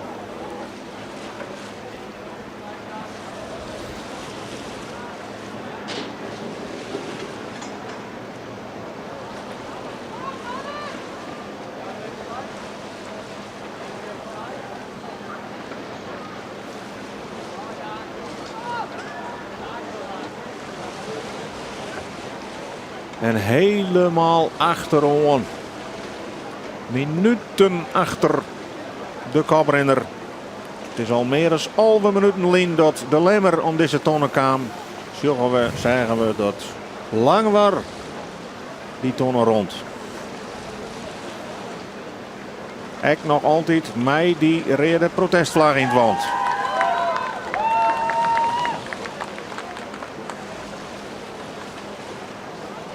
Jaap Zwaga, die het verwoenen rekken is om de knibbel al eerst. Daar ran een streekje bloed uit. Sluit de Riege. Nou, deze fjouwerscootjes op dit stuit de gong weer aardig in. We hadden de middenmoot. De plakken 5 tot en met 8. Drachten, Jennewoord, Snits en Grauw. Waarin Grauw wat naar voren skarrelen is.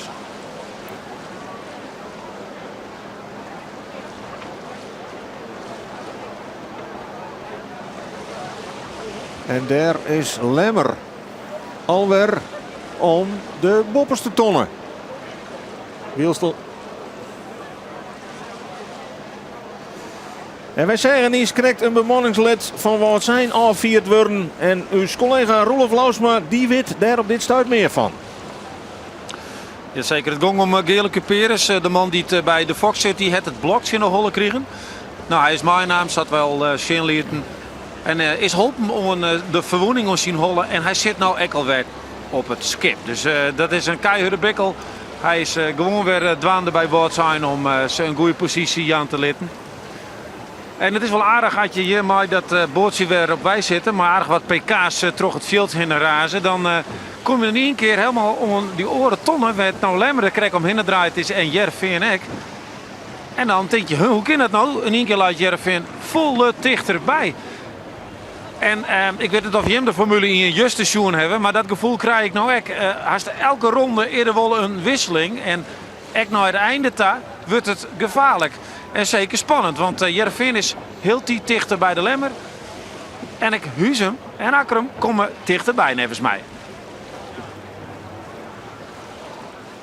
In alle gevallen is Lemmer nog altijd de koprenner. Is Jervin strak op het tweede plak te lonen kwam. Zit Huzem daar weer net al te 4 achter. En is het Akrum wat een lietsgotje vallen liet naar Huzem toe, maar nog altijd vierde leidt. En dan hebben we dit boeiende gevecht daarachter tussen deze fjouwerscoeten. Daar is nog van alles mogelijk, Elke, hè? Ja, Snits liet het je dan helemaal achter dit clubje te lezen. Maar als die man moest je trein om de tonnen heen te draaien, dan valt er misschien een gotje voor hun. Maar ik Lemmer met je tussen toch, ja, hoe neem je dat? Wraksel je. En je wil ik net al die uitschieten wien uit die turen al eerder had.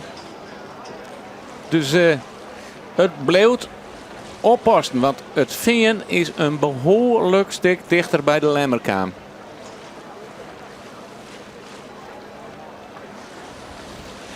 En het rint nog toch al naar Jelve Fjouweren ta. Dus hoeveel routes kunnen we nog verwachten, denkst? Ja, ik denk toch dat ze wel maximaal gaan, Joert. Want ja, de omstandigheden binnen gunstig. En er is ik net, dat krijg je op dit wetter, net al een, nou ja, dat je het carouselziel nemen, dat ze achter elkaar. Dus er zit nog steeds heel iets strijd in om Els plak. Je zult even wat we bedoelen mooi uitschieten win. Lemmer krijgt even alle wien wordt op voortnaam terug grauw. Maar ik al die orenscootjes. Nou krijg je die oren erachter ik leerst van. Als die maar al besluiten moest achter gaan. Maar voor eerst zielen ze keurig achter me grond.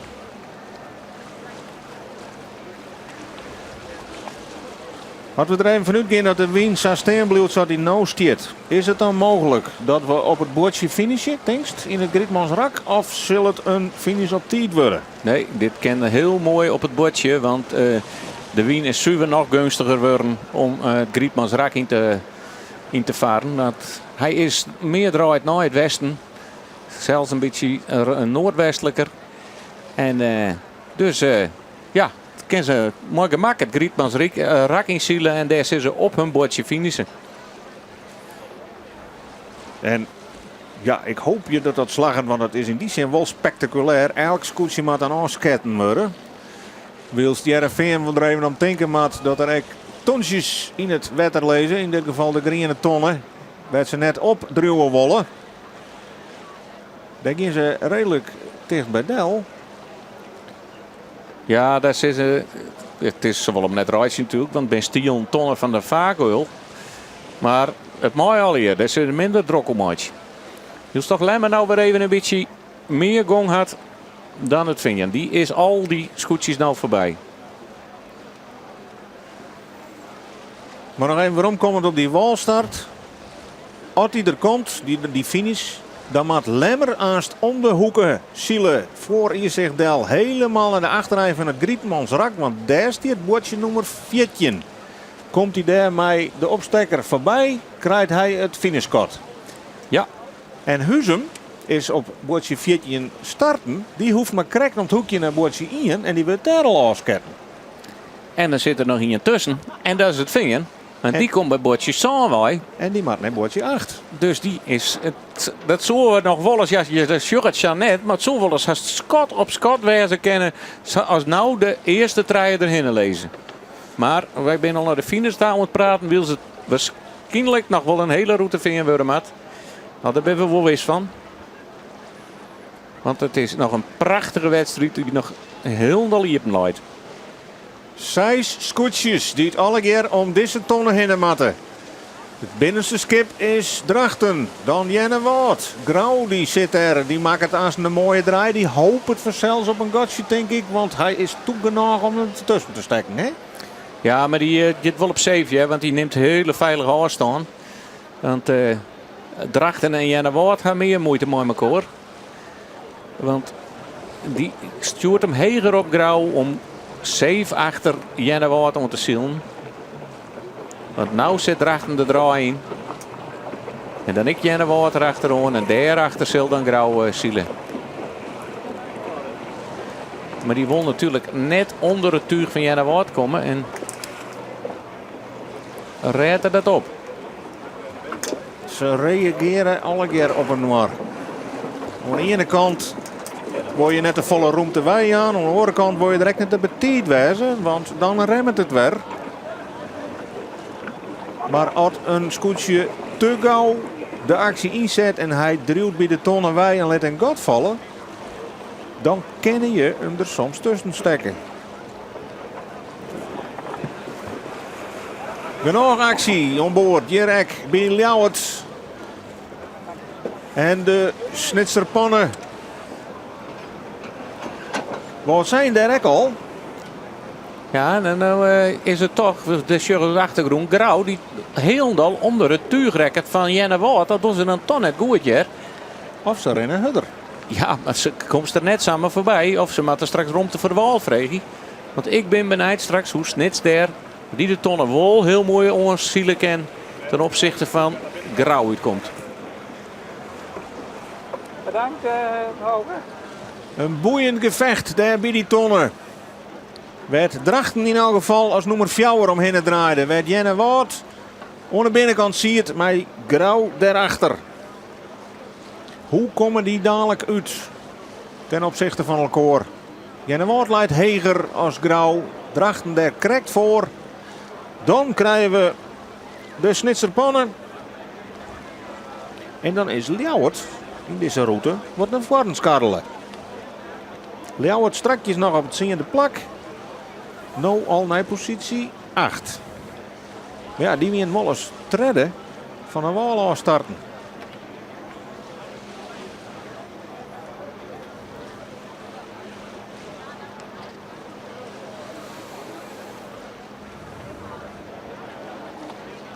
En Langwar, die moet helemaal nog naar onderen toe. Maar die had nog zelfskip. Dat zal ongetwijfeld de Zuidwesthoeken wijzen.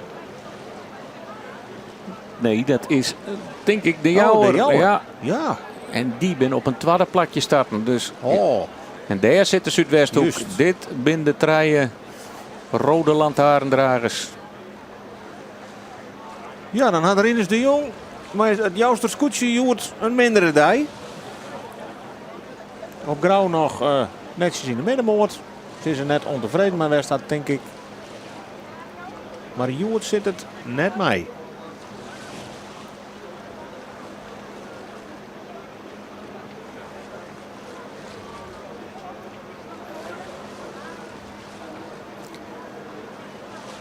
Ja, en dat is van mooi wat er mooi Grauwe daar is. Die zit er rechts met het gele kopje. Is onder al die turen te lanen komen, door die tonnenronding. En het hele mannen en de snitse pan, die pakken hem er volle mooi op. Wil ze akker hem even het beeld bruin maken? Sure, zo'n wat die hele mannen daar doet. Die krijgt er een privévlag, die steekt boven alles erop. Als het is een Schotse horenkunst, Elke, kun je zo 5, 6 plakken winnen. Ja, zo is. Als ik het zeg, joh. En nou had er even les van die worden turen, maar kende dan weer die zei ja, hij pikt hem weer op, Jer.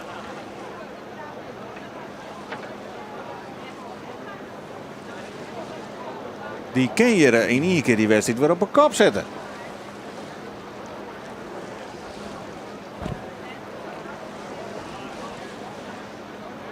Ja, een soort variabelen in de omstandigheden hier op de Veenhoop. En dan zijn er altijd mensen die spreken dan van gelokzielerij. Maar is dat te jochten? Er is hier wel eens, als treien oren een fout voor je maatje en daar kan je ook van profiteren. Ja, dan ga je een glokje mooi. Maar ja, gelok komt nooit linnig. Dus als je een heel soort dingen goed door en je schuift toch Grauw. Ja, die zie ik het werden wel op. Dat had er als jij erin. Maar hij besluit nou, hij denkt deze boten kan ik net aan. Ik draai maar. Dus zullen we straks eens even zien wat dat voor hem in het nadeel west is. Dat hij onder het Jennewaardste scootje te lanen kwam. Tenminste een mooi tuur dan. Ja, dat is je weer duidelijk. De Snekerpan is hem voorbij. Het groene scootje in het midden. Ja. Waarts eind met wel draaien. Want je hoeft net te draaien, maar die doet dat. En die kent die dan voor de helemaal nee. Er is iemand die daar heel erg aanhouden had, denk ik, voor wat zijn. En ik Grauw, maar daar net wezen. Die varen over stuurboord. Wat gebeurt hier? Ja, hij stuurt al aan. Hij stuurt al aan. Achter alles wel. Maar ik wat zijn zit je fout, hier. Zie maar. En Grauw achter alles del. En dan zie je die gretig die ze pakken, die meters bij de boy. Hoe negatief dat uitpakt. Wat doet de hele mannen? Komt er een protest? Zien we wat zijn? Of denken ze wij zullen gewoon terug? Want het lijkt erop dat ze rjocht hier op vrije trogong. Of wie de afstand krijgt groot genoeg. Ik zeg ze net heel scherp in één keer omheen gekomen. Het liep erop van deze hoek dat ze wat aanhoren moesten. Maar we zullen geen reservaties, mooi vlaggen.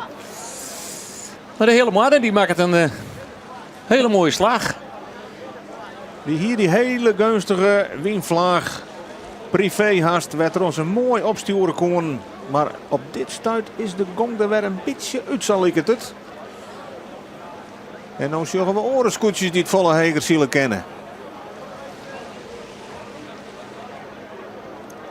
Die zitten ook op de randen van het wedstrijdwetter. Han net zo volle marge meer, maar kunnen nog een beetje opsturen. Drachten, Jennewaard, de Snekerpan. Zo'n verschil als je daarachter ziet hoe ze op die walen aansturen en je voor in één keer hoe ze volle heger kennen. Het is een hele skiftende win.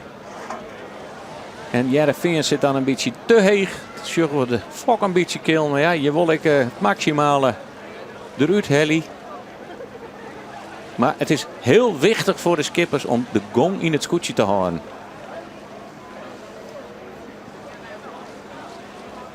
En hoe leidt het Jereveen nou ten opzichte van de Lemmer? De Lemmer de hele wedstrijd weer op kop. Krijgt als in Grauw. Maar het Jereveen wat dwaande weer met een inhaalslag. Hier zullen we onboord bij de scootjes die het onder uw camera terug zullen. Oeh, ik kleurde het bakje maar even wat omheen gedraaid worden. Maar ja. Oh. Ja, god, ik zie het nog net. En mooi, het tuigt in het bakje van onze cameraman aan. René Dik. Oh. Alles nog in orde. Ik hoop het wel. Jongen. Nou, ze varen letterlijk bij jou de huiskamer in. Daar vernemen deze bemanningen niks van, de Lemmer. Maar dat wie even schrikken. Ja, op het moment dat ik ze fruit te grap om het bakje maar wat omheen te draaien. Dat koel al niet meer. Koel net meer. Hij hing het nog in de kraan van Siesling. Maar oh, dichterbij komen ze net. Nee, we kunnen hier de boeikers in de lucht hingen. Op ballon om het wedstrijdwetter te markeren. Ja, maar even bij Drachten zien jongens hoe dat er in tuig. Want er zitten natuurlijk ook scherpe randen naar zijn bakje. En als die trooie tuig in gaan, ja, dan snijdt het er als een mes terug in. Nou, we zullen straks even zien. Op zo'n rustige dag denk je wat er nog al je barren kan. Nog altijd op het eerste plak de Lemmer. Maar laten we nog even zien wat er niet gebeurde. Want boem, daar in één zie je een gaffel voorbij komen. Een mast top die zien de camerabak onveegt. Het wie het scootje van Drachten, Jeroen Pietersma. Wat meer eigen op het wetter hier, denk ik, als voor het topje van de mast. Ja, daar ga ik direct mee. Nee. Het is, nou ja, weer een primeur, Joert. Ik denk dat iedereen bij de schrik vrijkam is. En we zorgen nog dat het tuig van Drachten heel is. Geen scoren erin, Bob in. Maar in de wimpel er nog op. Zorgen we nog een wimpeltje. Kent gaan net zien, misschien zit er correct in de goede hoek. Is dit de wimpel van Drachten? Ja. Liek het dat alles nog goed is? Ja. Alles zit er nog op. Geen scoren, geen... En de camera doet het ook nog. En de camera doet het ook nog. Nou. René, joe maar een extra borrel. Het Jereveen, de Gerben Vermanen. Nog altijd Krees op het tweede plak.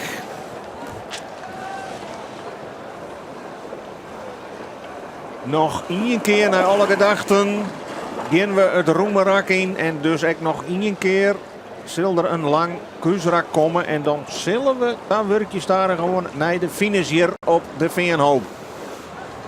Sietse Brouwer, bij de controle, bij het oorlog.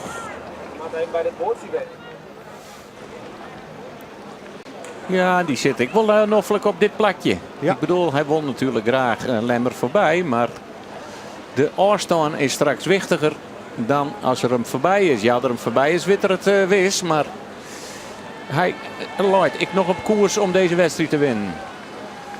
En dan lijkt het mij dat het verschil tussen het Jereveen en Huizen een heel stuk groter is. In dit kruisrak. Want Huizen is nog druk aan het opkruisen. Whilst het Veen al lang en breed om die tonnen heen is. En dan kan het wel eens wijzen dat het scootje van Akrum positie nummer 3 weer oernaam had. Ja, dus ik ben even wat langer uit het beeld west. Het liep het recht op dat Akrum Huizen met te pakken had. En het Veen is dan echt een heel mooi loskamer van deze groep. Ja, hier zullen we duidelijk. Akrum is Huizen voorbij. Pieter Meter voorbij Johannes Meter.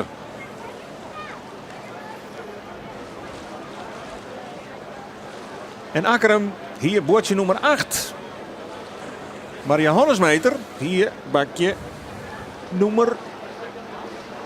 Sorry.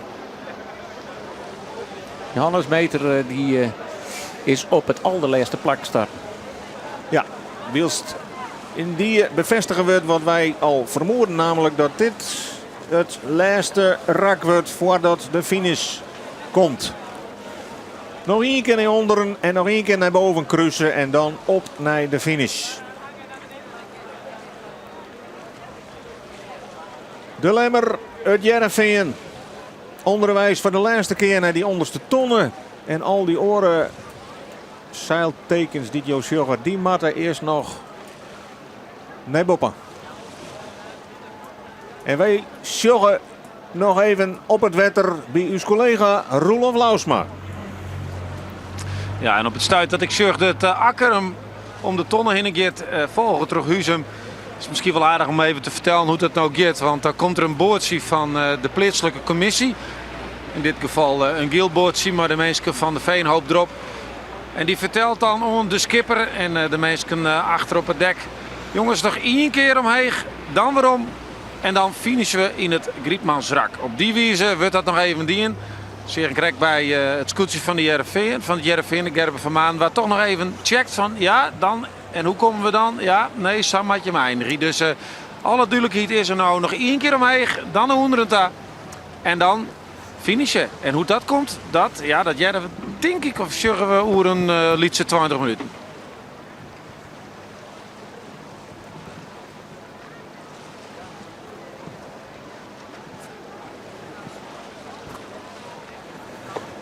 Daar is de Lemmer. De onvierder van deze vloot. Maar daarachter het Jereveen. En dan Grauw hier nog. Dan is die een heel eind naar beneden zakken. Terug die, ja, hoe zullen we het nemen? Ongelukkige manoeuvre. Waar ze net lekker uitkwamen en oerel achterdel moesten. Ja, het has ik wat in eigen hand. Want je kan remmen. Je kan verder voortgaan. Je kan gewoon de fok killen laten. We zeggen al de putsen erin om. Maar achter het orenscootje. Maar ja, op een of andere manier kregen ze de gong er net uit. En komen ze aan onder de turen van die oren die boppen lezend. En dan profiteren we een hele vloot die er achterom zit. Het maakt het maar wel eens duidelijk dat een heel lieds winskiftingje grote consequenties herkent. We zeggen de hele mannen die een prachtige vlaag kregen en over 5, 6 scootjes heen omheen kwamen. Waarvan in elk geval Grauw de pineut weer, want die moest er achterdel en verliest hier een stritlengte op de kopgroep. De hele mannen daar in beeld boppen, die ziek het nou Jenne Wout op. Akkerum en Huzum binnen intussen om de tonnen als nummers 3 en 4. En het is Jenne Wout nog altijd voor de hele mannen langs. Dan ben ik benieuwd waar het Drachtenkeert is. Want die zie het niet correct ook in die top 5. Maar Grauw dus voorlopig uit de kopgroep wijszakken. Die moet hier toch metersprijs aan.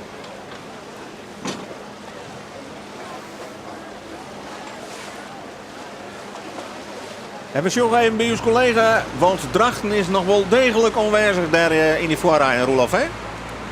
Jazeker, en werd zij krijgt bij René haast het bakje ingongen. Daar gaan ze nou heel duim bij de winnaartjesdel. Maar nevens mij is het al hier nog binnen het veld. Ze ruikt niks om. En ze kan zo mooi de ton berinnen. Alleen nog Jenne Wout zit er krek achter. En ik denk dat ik wel even sabloot. Op het stuit zeg ik echt dat Snits op de ton aankomt. Maar nevens mij zal Drachten zeker als nevens mij 5e dan de ton omheen gaan. Dan is het voor hen te hopen dat ze hem onkennen. Hoe ligt het eigenlijk? Zit er wat om, hè? Of is dit op Hij dit bedrag? had wel gong. Hij ken ik nog wat omheen. Dus ik vermoed, ja, als hij maar die gong die erin skip had. Jaagt er hem even recht in de wind vlak bij de ton. En dan ga je op je snelheid. Ga je steeds maar om de tonnen heen. En net meer op het zeil. Maar dan moet je. Dat ken ik net de betiet van, want anders kom je stil te lezen en dat gaan we jeder bij de jouwers jongen en dan hij de mingong en dan kom je bob op het tonnen. Deze scootjes komen op bakboorden aan, dus die had waarang. En dan ligt het erop dat de hele mannen toch in dit rak de spekkeper was is. Ja, die had duidelijk een aantalskip minhellen, maar die hele mooie winskifting. Snits is die voor de hele mannen, dat kunnen we zo net zien. Die de zet hele mannen wel, krijgt wat heger. ja, die zet wel de draai in, maar mooi die al draaien. Nee, die wacht het erop. Die wacht het op de hele mannen. Ik wil wat betiet inzetten, want dat de hele mannen tros hield, had hij alle ruggen. Maar ja, die denkt ik, daar zit ik nog scootjes achter dus. Ja. Die krijgt natuurlijk nou wel last van het snitsers. Maar deze twee zullen denk ik beide goed omheen draaien. De hele mannen op scoot. Nee, plak nummer zo'n voor eerst. De snitserpannen op positie 8. Ja, die hebben dus van hun waardeloze wedstrijd zijn in het begin ervoor heen leiden. Maar de enorme indringer bij de boeis toch weer een heel eind ophellen. En voor Sjogjo de LM van Huzum. En de SWH van de Zuidwesthoeken. En Langwaar. En dat betekent de achterblijvers die met de noemertreien het vaarwetter delen. Die moeten nog een heel lang zielen. En hier komen de achtervolgers om, de middenmotors. En wat voor route kiezen ze nou in dit laatste voor de winsterak? Zit er nog wisselingen in? Binnen nog mogelijkheden om nog plakjes te winnen of te verliezen? Ja, we hadden de hele wedstrijd zien. Dat er echt in Elsrak nog wel een mogelijkheid zit. En we zien de Sneker Panel nog even jeder voortgrijpen dan de rest. En die ziet het de vrije wien op. En we zien het dan nog bij het groep Kwaai te komen. Maar dit binnen de koprenners werd. Tenminste, we missen hier nog 2 ervoor. Maar Akkerum en Huzum op Trijen en Fjouwer. En de Lemmer. Ja, alweer vrij voor. Het begint haast te winnen. Die namen Albert IV. Daar dochter absoluut geen eer meer aan. Dat kunnen we haast vergeten. We zijn nog met in het kampioenschap vanzelf. Maar hij had een dreamstart in deze 74ste editie van de SKS. Want als nummer 1 finishen in Grauw na 28 hier voor het eerst. En ook hier op de Veenhoop een heel eind eruit. Want het God is absoluut net lietsroman tussen hem en het Jereveen. Nee, hij is weer uitroen. Hij is weer uitroen. Lemmer is weer een heel eind uitroen op het Veen. En het Veen leidt, denk ik nog mooi roem voor deze bemanning van Huzum. En die van Akkerum.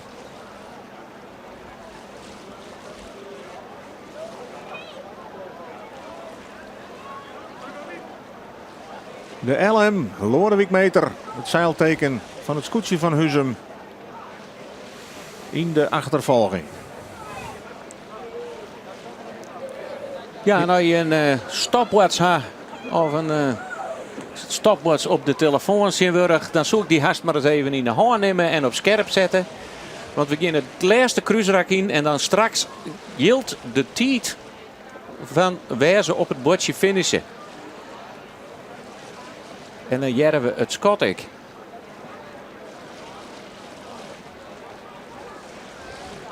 De Lemmer helemaal boppen in beeld is alweer dwaande om de draai te maken naar die tonnen. Dit is voor de laatste keer van de middenronde. Nog 1 keer de lange slag naar boppen. Het cruiserak. En dan op naar de finish voor de Lemsters. Ja, het is wel een gigantisch gat worden tussen Lemmer en Tvingen. Dat kan ik me haast net voorstellen dat de tijd of het verschil wat de meters die Lemmer oor Bruggemat nou straks het symbooltje. En dat is hier op een vakgroen straks. We zeggen bij de start al weer de ijskoelkaars toen. Die stiert daar nou weer. Ja, er zit 6 plakken tussen. Ja. Nou, dat is een 60 meter. Nee, dat zeg ik. 120 meter ongeveer. Wat die bordjes op kon lezen.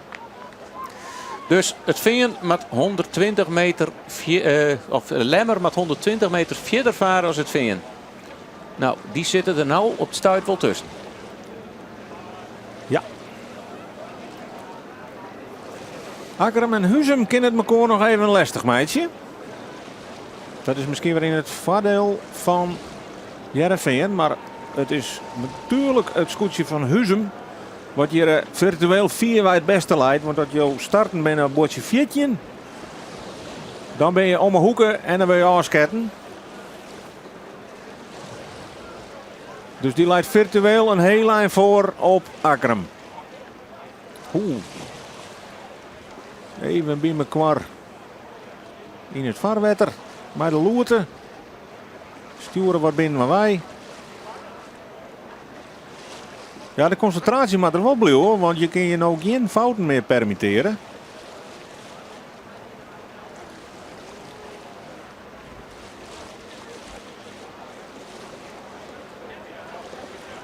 En daar komt het Lemsterscootje alweer onbroezen.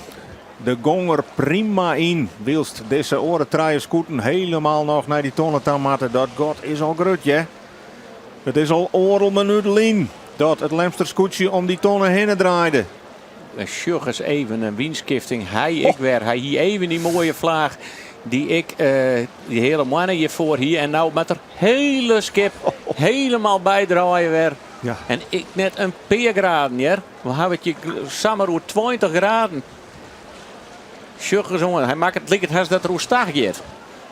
Onvoorstelbaar wat een skiftingen hier op de wierde hier plak vinden. Soms gunstig, soms heel ongunstig. Sjug is even aan het zog achter het skip. Hoe grutte verschil er in koers zit van het Lemsterscootje. Maar ja, hier komen die orenman straks ik in. En hij houdt in elk geval de snelheid.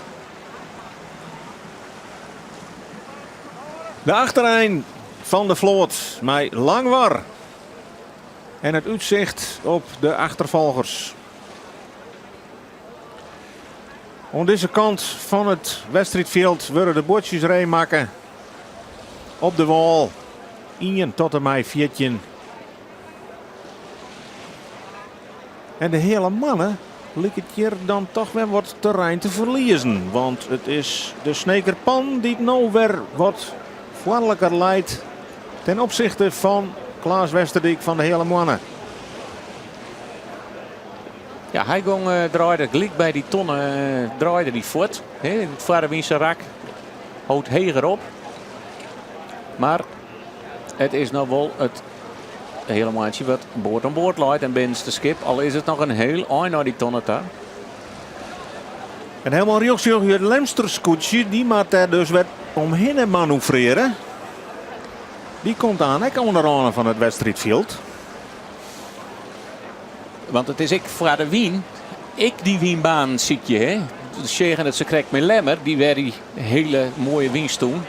Ja, die kerst voor de wien ik enorm benutten. Dus het is in Elsrak gewoon volle concentratie. De Gerben Vermanen dan eindelijk bij die tonnen.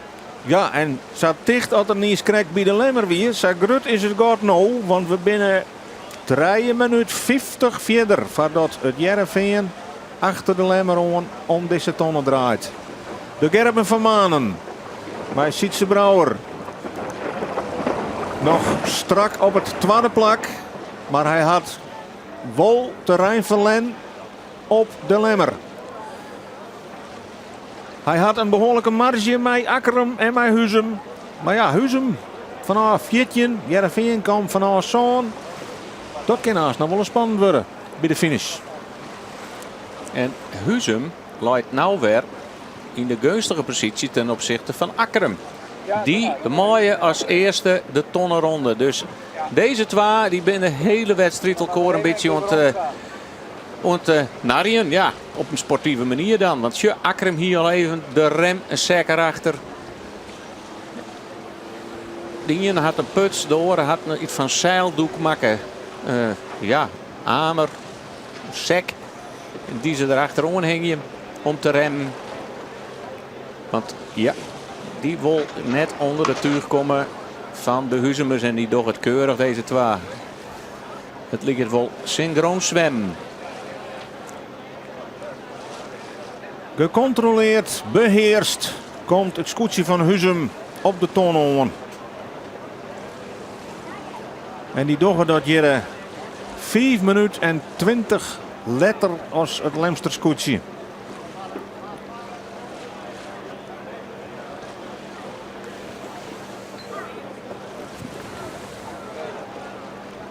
Ja, de kampioen van Vlieden hier. Zorgen we daar. Grauw. Kwam heel mooi naar voren. Gaande de wedstrijd. Maar maak ik weer een behoorlijke flater. En zielt nou heel eind achter. En Lemmer komt hem al zien hier in het Varenwiense rek. Voor Grauw dan. En Lemmer het kruisrek.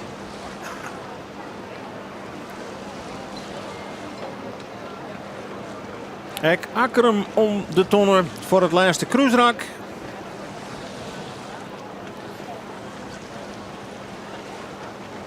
En dan liet je de beste papieren daarna voor het scootje van Drachten. Ja, broer Gerard komt hem net voorbij. Nee. En in de vloot lijkt dat toch een heel snel schip te wezen.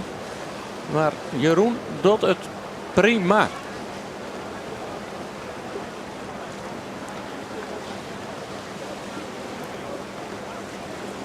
De hele mannen gaat achter het Jereveen-del.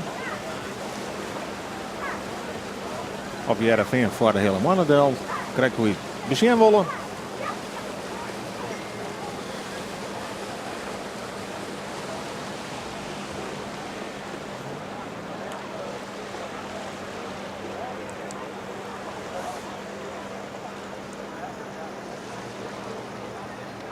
En dan binnen we benijd wat de skeer aanstek van Grauw is. Want die had toch wel wat verspillen. Nou weet ik wel, die ben natuurlijk uiteindelijk zet van positie 12. Dat wie al in de achterijn. Die weer een heel aan de voren skarrelen. Maar dit kan toch wel eens een voor hun de all-wedstrijd worden. Voorlopig. Die maaien één wedstrijd van het kampioenschap onder eind. De all-hoeken. De meeste uitslag. Nou, bij de Lemmer gingen ze voor bij de lotting al zijn van nou, wij laten je Ian op de Veenhoop. Dus dan wordt Jenna Wout waarschijnlijk dus al ook wedstrijd. Want daar maar we 14 in de starten. Ja, je weet het net. Je kan er natuurlijk ook vanuit achterein lekker naar voren skarrelen. Maar als je 2 eentjes staan hebt, dan ben je het kampioenschap wel uitmuntend uiteenzet. Ja, je ziet de conditie Ljouwert in beeld. En ja, die had tot nota wat een ongelukkige start van het kampioenschap. Die vliegen hier echt de smaakmaker. Dat ken nog al hier natuurlijk. Maar die is hier de strijdenstart. En die laat ik heel eind achterin hier. Ja, dat je het zo zegt, dan zou het beste scannen dat de hele mannen toch weer de gunstige positie had ten opzichte van de snekerpan. En dus op dat zo'n stekje ongeveer hing je bleef. Ik denk dat ze er een aardig handje achter zitten. Misschien ook wel. En dat de snekerpan alle romte had. Want die liet het nou al de draai in te zetten naar de tonneta. Het is ook wat optisch bedrog. Ja. En de hele mannen zullen dat net nog een keer weer in deze wedstrijd. Nee, zit er dwars achter nou. Ja. En de gong gaat er bij alle scootjes een beetje uit. Hè? De wien zakkert wat aan.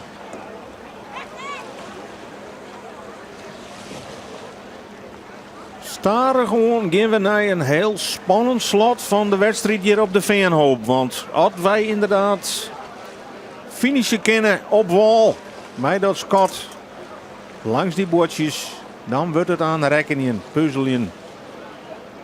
En kunnen we best een hele oren uitslag krijgen dan dat de scootjes hier de hele wedstrijd voor ons lijn gaan.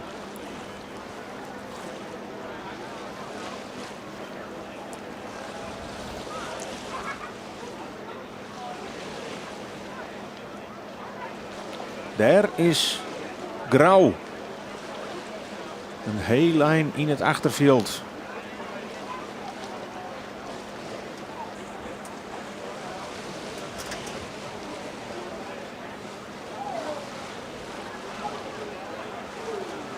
Ja, en dan gaat het toch wel een beetje naar het hoe we vliegen hier eindigen binnen. Namelijk dat alle scootjes dit hier zijn. Wij willen constanter varen. Net zulke rare uitzitters hebben. Net zo volle punten verzamelen. Het begint al lekker grillig, hè? Er zijn genoeg protestsituaties west. En dan ben wij wel even benijd waar de koprenner zit. Want hier zullen we de nummer 3, Akrem. En daar, nummer 4 leidt er op stuit. Want daar zullen we het witte kopje van Huzem krijgt nog links in beeld. Die voor Akrem de Elscoot. Dan ben die toch weer wisselen. Die niet schrikt om. Ja, en Veen, die kroept je bij de Waldel. En die ligt op een stevig tweede plak te lezen. Daar hebben we de Lemmer. En die zielt het teug vol. Die had gong. Die zit even op een gunstig plak in de strijd. Want hiervoor is van de Isko-kars jongen dat die vlaggen in elk geval knap wapperje. Sjurs. Ja, deze krijgt hem mooi even. Die blaast naar de oerwinning, zal ik het. Onder voorbehoud, want hij moet eerst nog maar dat bordje 14 eerst ontdekken. Het weet in elk geval dat hij boeten alle protesten bleun is. Want hij is op nummer 1 starten en wie ik als eerste op mijn ton en wie ik geen ien bij hem in de buurt. Dus die kan mooi veilig gevoel naar de finish gaan. Ja, deze positie waar nou de camera zit, daar zullen ze straks finishen. Dus ze moeten even om het hoekje van de Veenhoop heen, het Grietmansrekking. Daar staat uw cameraman Vince Ettema op een toer. Die had aanst het oerzicht.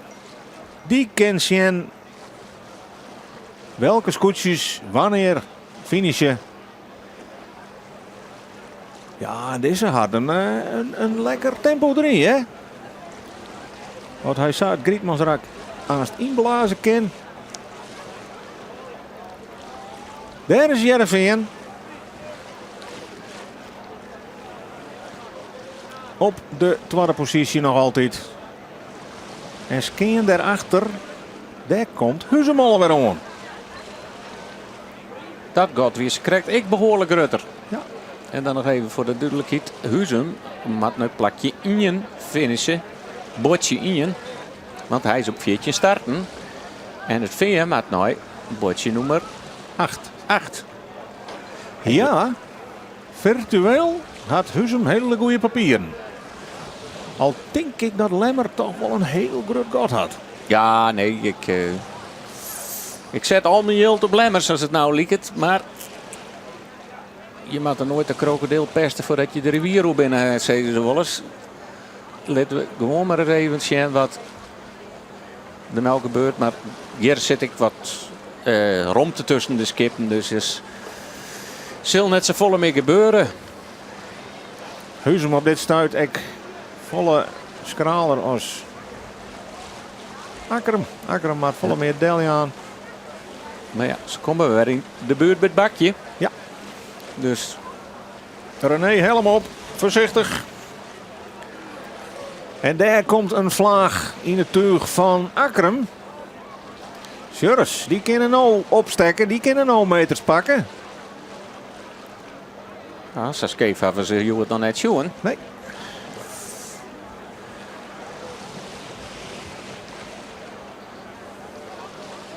Nou, deze hard genoeg. Oorstaan.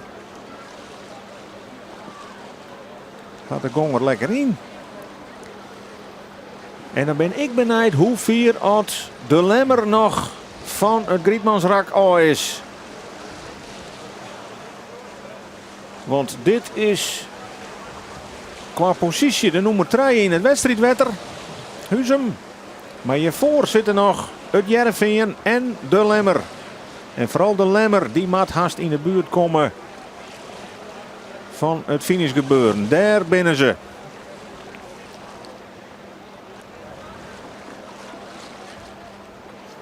Nog één keer oestaag naar de bopperste tonnen.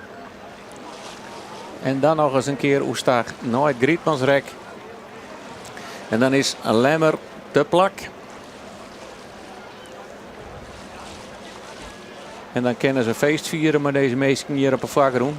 Want die weten wel wat een feestje vieren is op de Veenhoop.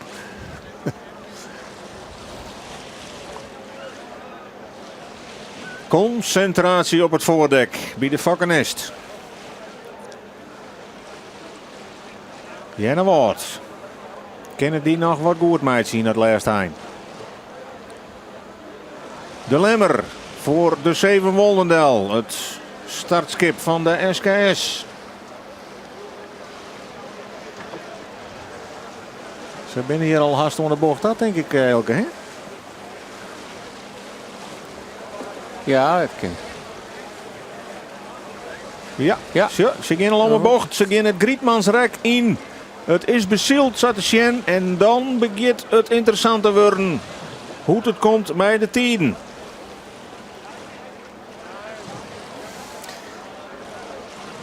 Wie hebben de bordjes op een vakgroen? Voor de wisselgiet. Lemmer met nou een bordje in. Dat is nog een mooi eind terugzielen. Want tussen de bordjes zit een goede 20 meter. 20 meter. En, Beetje een lengte van een scootje. En zorgen het verschil tussen de Lemmer en het Jereveen. En vlak daar weer achter Huzum. Dan is Huzum virtueel toch heel goed bezig. Want die hoeft maar correct om het hoekje om bordje nummer 14 te bezielen. Maar ze zullen het net oprijden van de Lemsters. Misschien wel van het Veen.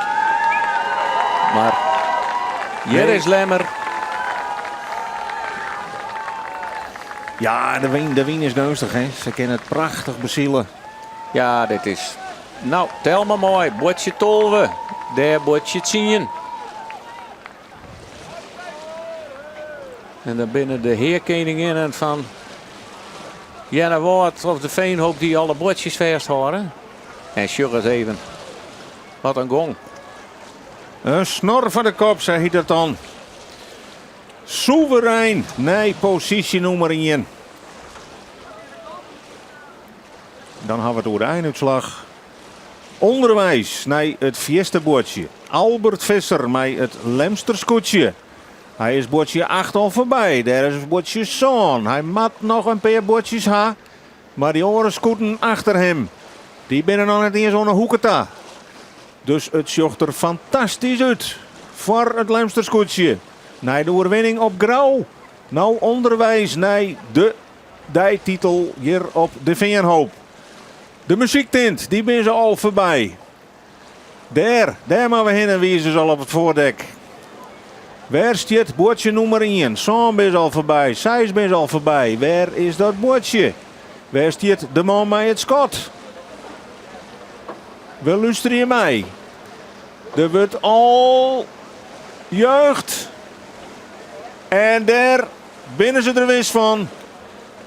De oerwinning hier op de Veenhoop. Dat kunnen we haast wel met zekerheid zeggen. Die gaat weer naar het Lemsterscootje met Albert Visser. Wat had die monsterachtig zield.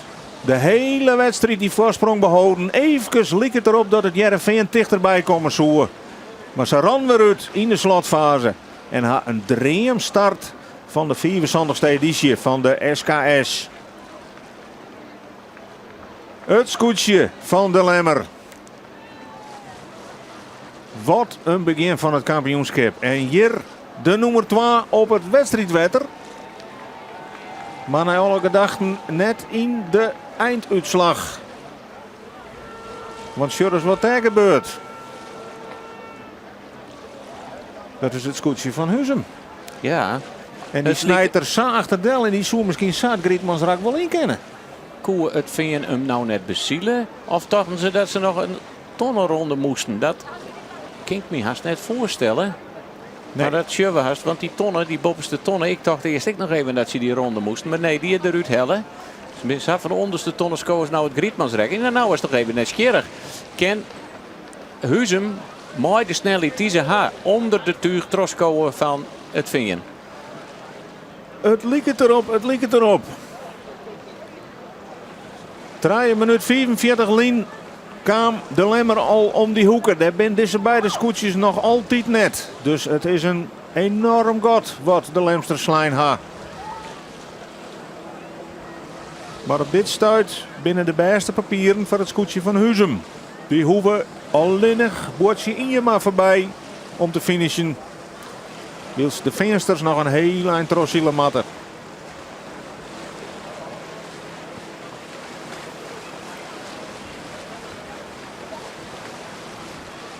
Daar het Jereveen. Maar die maakt nog een ei, hè? Die maakt er helemaal naar bordje nummer 8.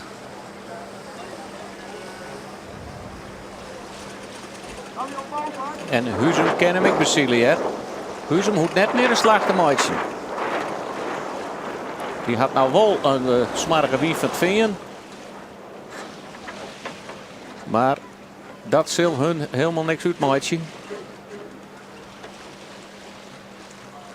Ze scoren mooi naar hun boordje daar. Het Veen nog wel correct voor Huzum, maar het Veen moet dus een heel eind verder terugzielen om te finishen. En dus kunnen we nou al de conclusie loeken dat Huzum hier heel knap van positie 14 naar een tweede plek daar zielt. Johannes Meter, docht hele goede zaken hier op de Veenhoop in de Wittenskip. Dat hij morgen in Jennewaard start nummer 1 had. Heerenveen zielt ek creërs, want ek die kwamen vanuit positie nummer 7. En zullen hier na alle gedachten naar een derde plak daar zielen. De laatste meters. Ja, de wind die skifte er weer even. Ja. Huzum krijgt hem correct op die weer. Het is skraal voor hem om op het... Het schot wat nou dadelijk volgend is voor Huzum. Want die binnen haast bij boordje nummer 14, nummer 1. Mag ik zeggen? En het veen mag nog even terug. Ze moeten wel gang krijgen nou Huzum. Ja. Daar wie een Scott. Nee, was mij. Ja, het bordje gaat naar beneden. Huzum dus heel netjes naar positie nummer 2 op de finish. 6 minuten achter de Lemmer. Heerenveen maakt nog even terug. Die maakt naar bordje nummer 8. Ja, de Lemster die zit al lang en breed op het achterwerk te wachten en te zien wat oren doen. En dus kunnen wij even informeren bij ons collega Geertje de Vries hoe het met de winnaar van Joert Albert Visser van de Lemmer. Ja, vanuit de studio werd vragen Albert hoe het maar daar is. Ja, best. Poelbest. Ken het beter, hè? Dus dat werkt niet eentje. Dus de eerste keer hier nog niet en nou 12 achter elkaar. Met een gekke worden. Nee, het mag net gekker worden, maar je mocht hem van plak in starten, dan luidt er misschien ook wel een beetje druk op. Ja, zeker. Dat in staat, dan kan je in principe alleen maar verlengen. Dus ja, dan had het even jekkerd bij dat opdraaien, dat kan gebeuren. Of je krijgt het windje niet en die oren achter je wol. Dan kan de samen size weer heen flappen. Dan heb je niks aan je eerste plak. Dus dit is wel een hele moeilijke richting om voor te komen. Je welke zeil boven je, maar ja. Wij kwamen goed voet, dus ja, dan gingen we vrije wien. En dat hebben we gelukkig gehouden. Dus we kwamen alleen tegen buis. Toen lagen we voor mijn virtueel niet zingen. Statistisch tegen Veen toen een buis, maar ja, toen... wij kregen letter wel een vlaag in en hun niet. Ja, daar honden we bij een waai. Dus ja, dat is elke gelukje. De haast je een beetje in, maar hoe bleef het best? Ik ben heel blij. Maar ja, ik ga niet als een clownsteen op dek springen. Dat ik jong wel even in de sliepkamer. Er komen nog nieuwe wedstrijden, dus met de rustig bloeien. Maar we moeten terug in. Dat vangt Mieke even op. Ja, ik hoop het al, ja. Ja. Ja, dat weer Albert Visser. Hij is opnieuw winnaar, Joert, bij de Veenhoop. En dat is dus na Grauw de tweede oefening al.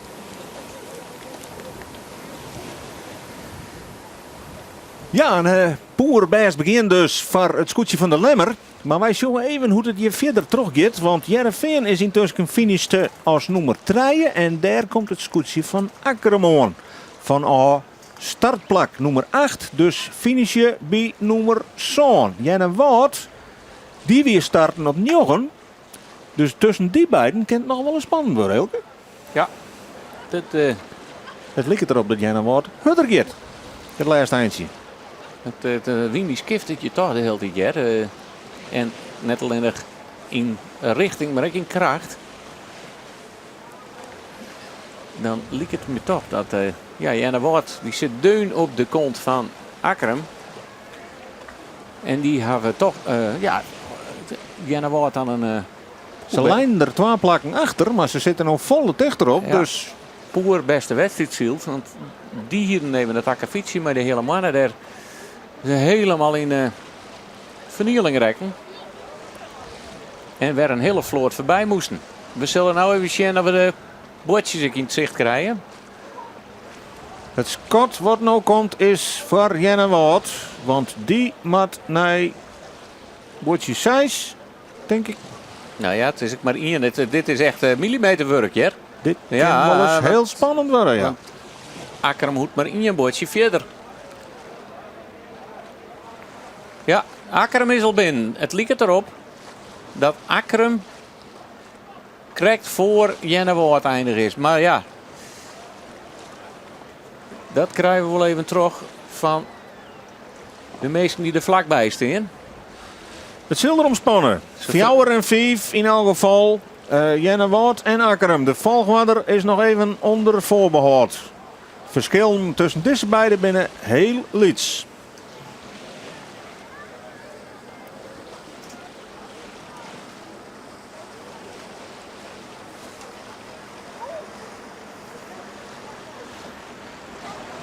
En daar komt Drachten aan.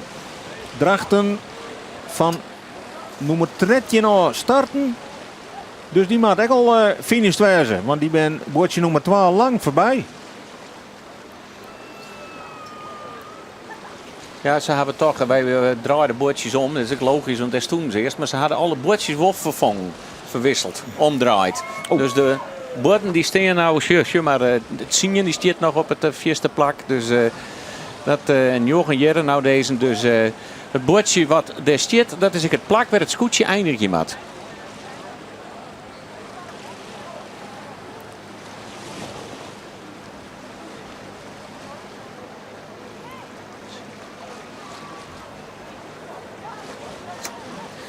De hele mannen als nummer 10 starten.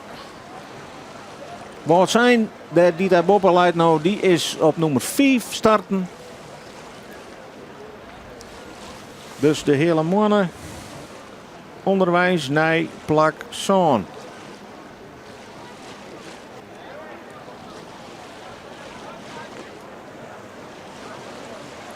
Dan kunnen we even checken dat al het goed is. Dus ja, Sien, ja, die is nou starten. Zien, wat je gaat omheen, dan is dus de hele mannen zonde. Ze doggen de bootjes omheen van het scootje wat voorbij komt. Dan is wat zijn onderwijs naar de finish, maar ook de Snekerpan en Grauw komen in het Grietmansrak.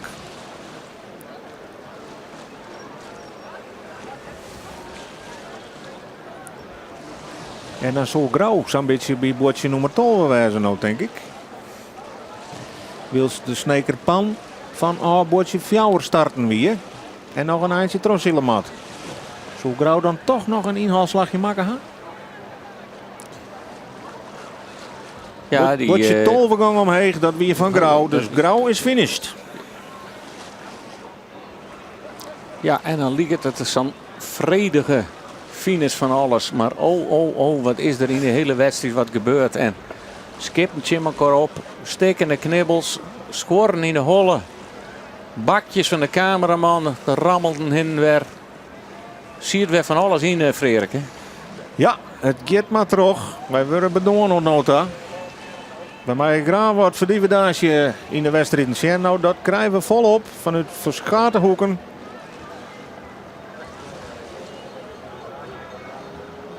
Ik ga net zien uit Jereveen de protestvlaggen er nog in hier.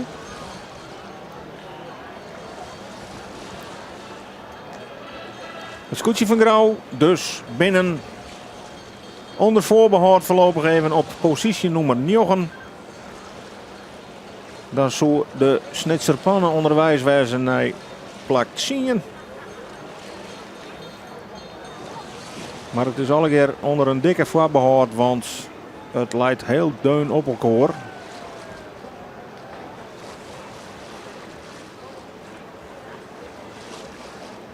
Ja, net mij wie er onder de wedstrijd nog 2 scootjes met een protestvlagen. Dat wie het Veen en het scootje van de Zuidwesthoek.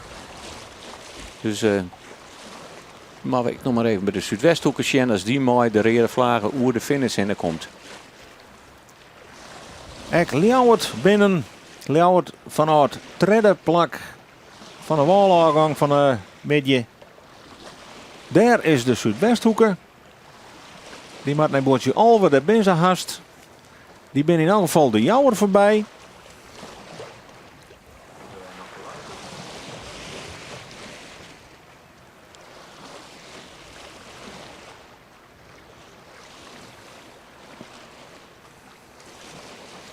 Ja, derde Zuidwesthoek. Die is nou ik finished. En dan zien we even zien dat Erik met vlagen in het wand zit. De Jouwer hier net een goede dij, want die binnen als nummer 2 van de walafzet van de medie en komen als nummer 13 oer de streek. Zuidwesthoeken op Tolve. Ja, en daar is de vlaag ik uit het wand waar hij hong aan de andere kant. Zo goed als Schenkoe ziet er niks meer in. Dan is het nog het enigste even nu de afvraging dat Jereveen maar de vlagen. Ja, nou is het duidelijk. Zuidwesthoek had geen protest meer. Even als Sjenners goed met Heerenveen is met de protest. En dan is het wachtje nog op Langwar. Die nog achter de Jouwer lei in het wedstrijdwetter. En als enige nog het Grietmansrak in Zielemat. Rinus de Jong. Hier zo mooi later hier op de Veenhoop. Maar dat boordje nummer 2 had het net weer meidje kent. En komt als nummer 13 oer de streek.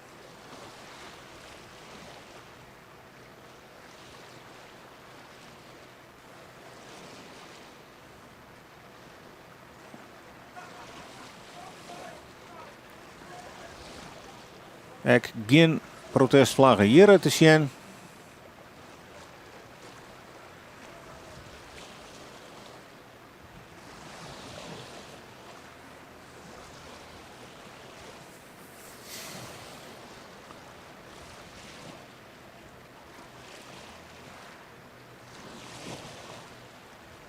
Nou, dan hebben we weer eens een wedstrijd gehad op de Veenhoop met een walstart, met ook een finish langs de wal. En dat is ook net altijd vanzelfsprekend, hè? Nee, dat is, je bent meerdere mogelijkheden, maar het is, het is goed bezield, dus het kan. En vliegen hier weer nog een heel soort discussie. Dat de wedstrijd wel terug, dat hij wel jeldig wie is aan een beetje winnen, Saffeles skiftingen. Toen kwam er haast gewoon, ze net eens meer hoe de finish heen. Zo lang door dat. Die geweldige eindsprint van Jappie Visser toen. Ja. Helemaal uit de achterrij zijn naar je tweede plek daar. Die laatste klap. Dat was een knotsgekke wedstrijd. Ja. En toen de volgende dag op januari kwam het net terug.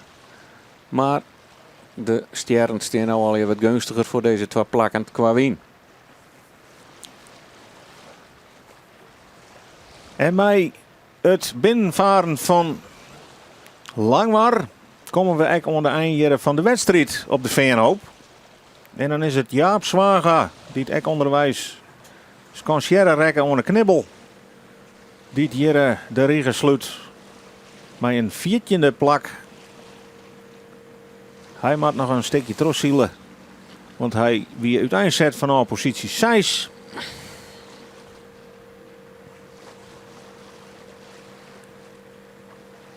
De meeste gong is er wel uit.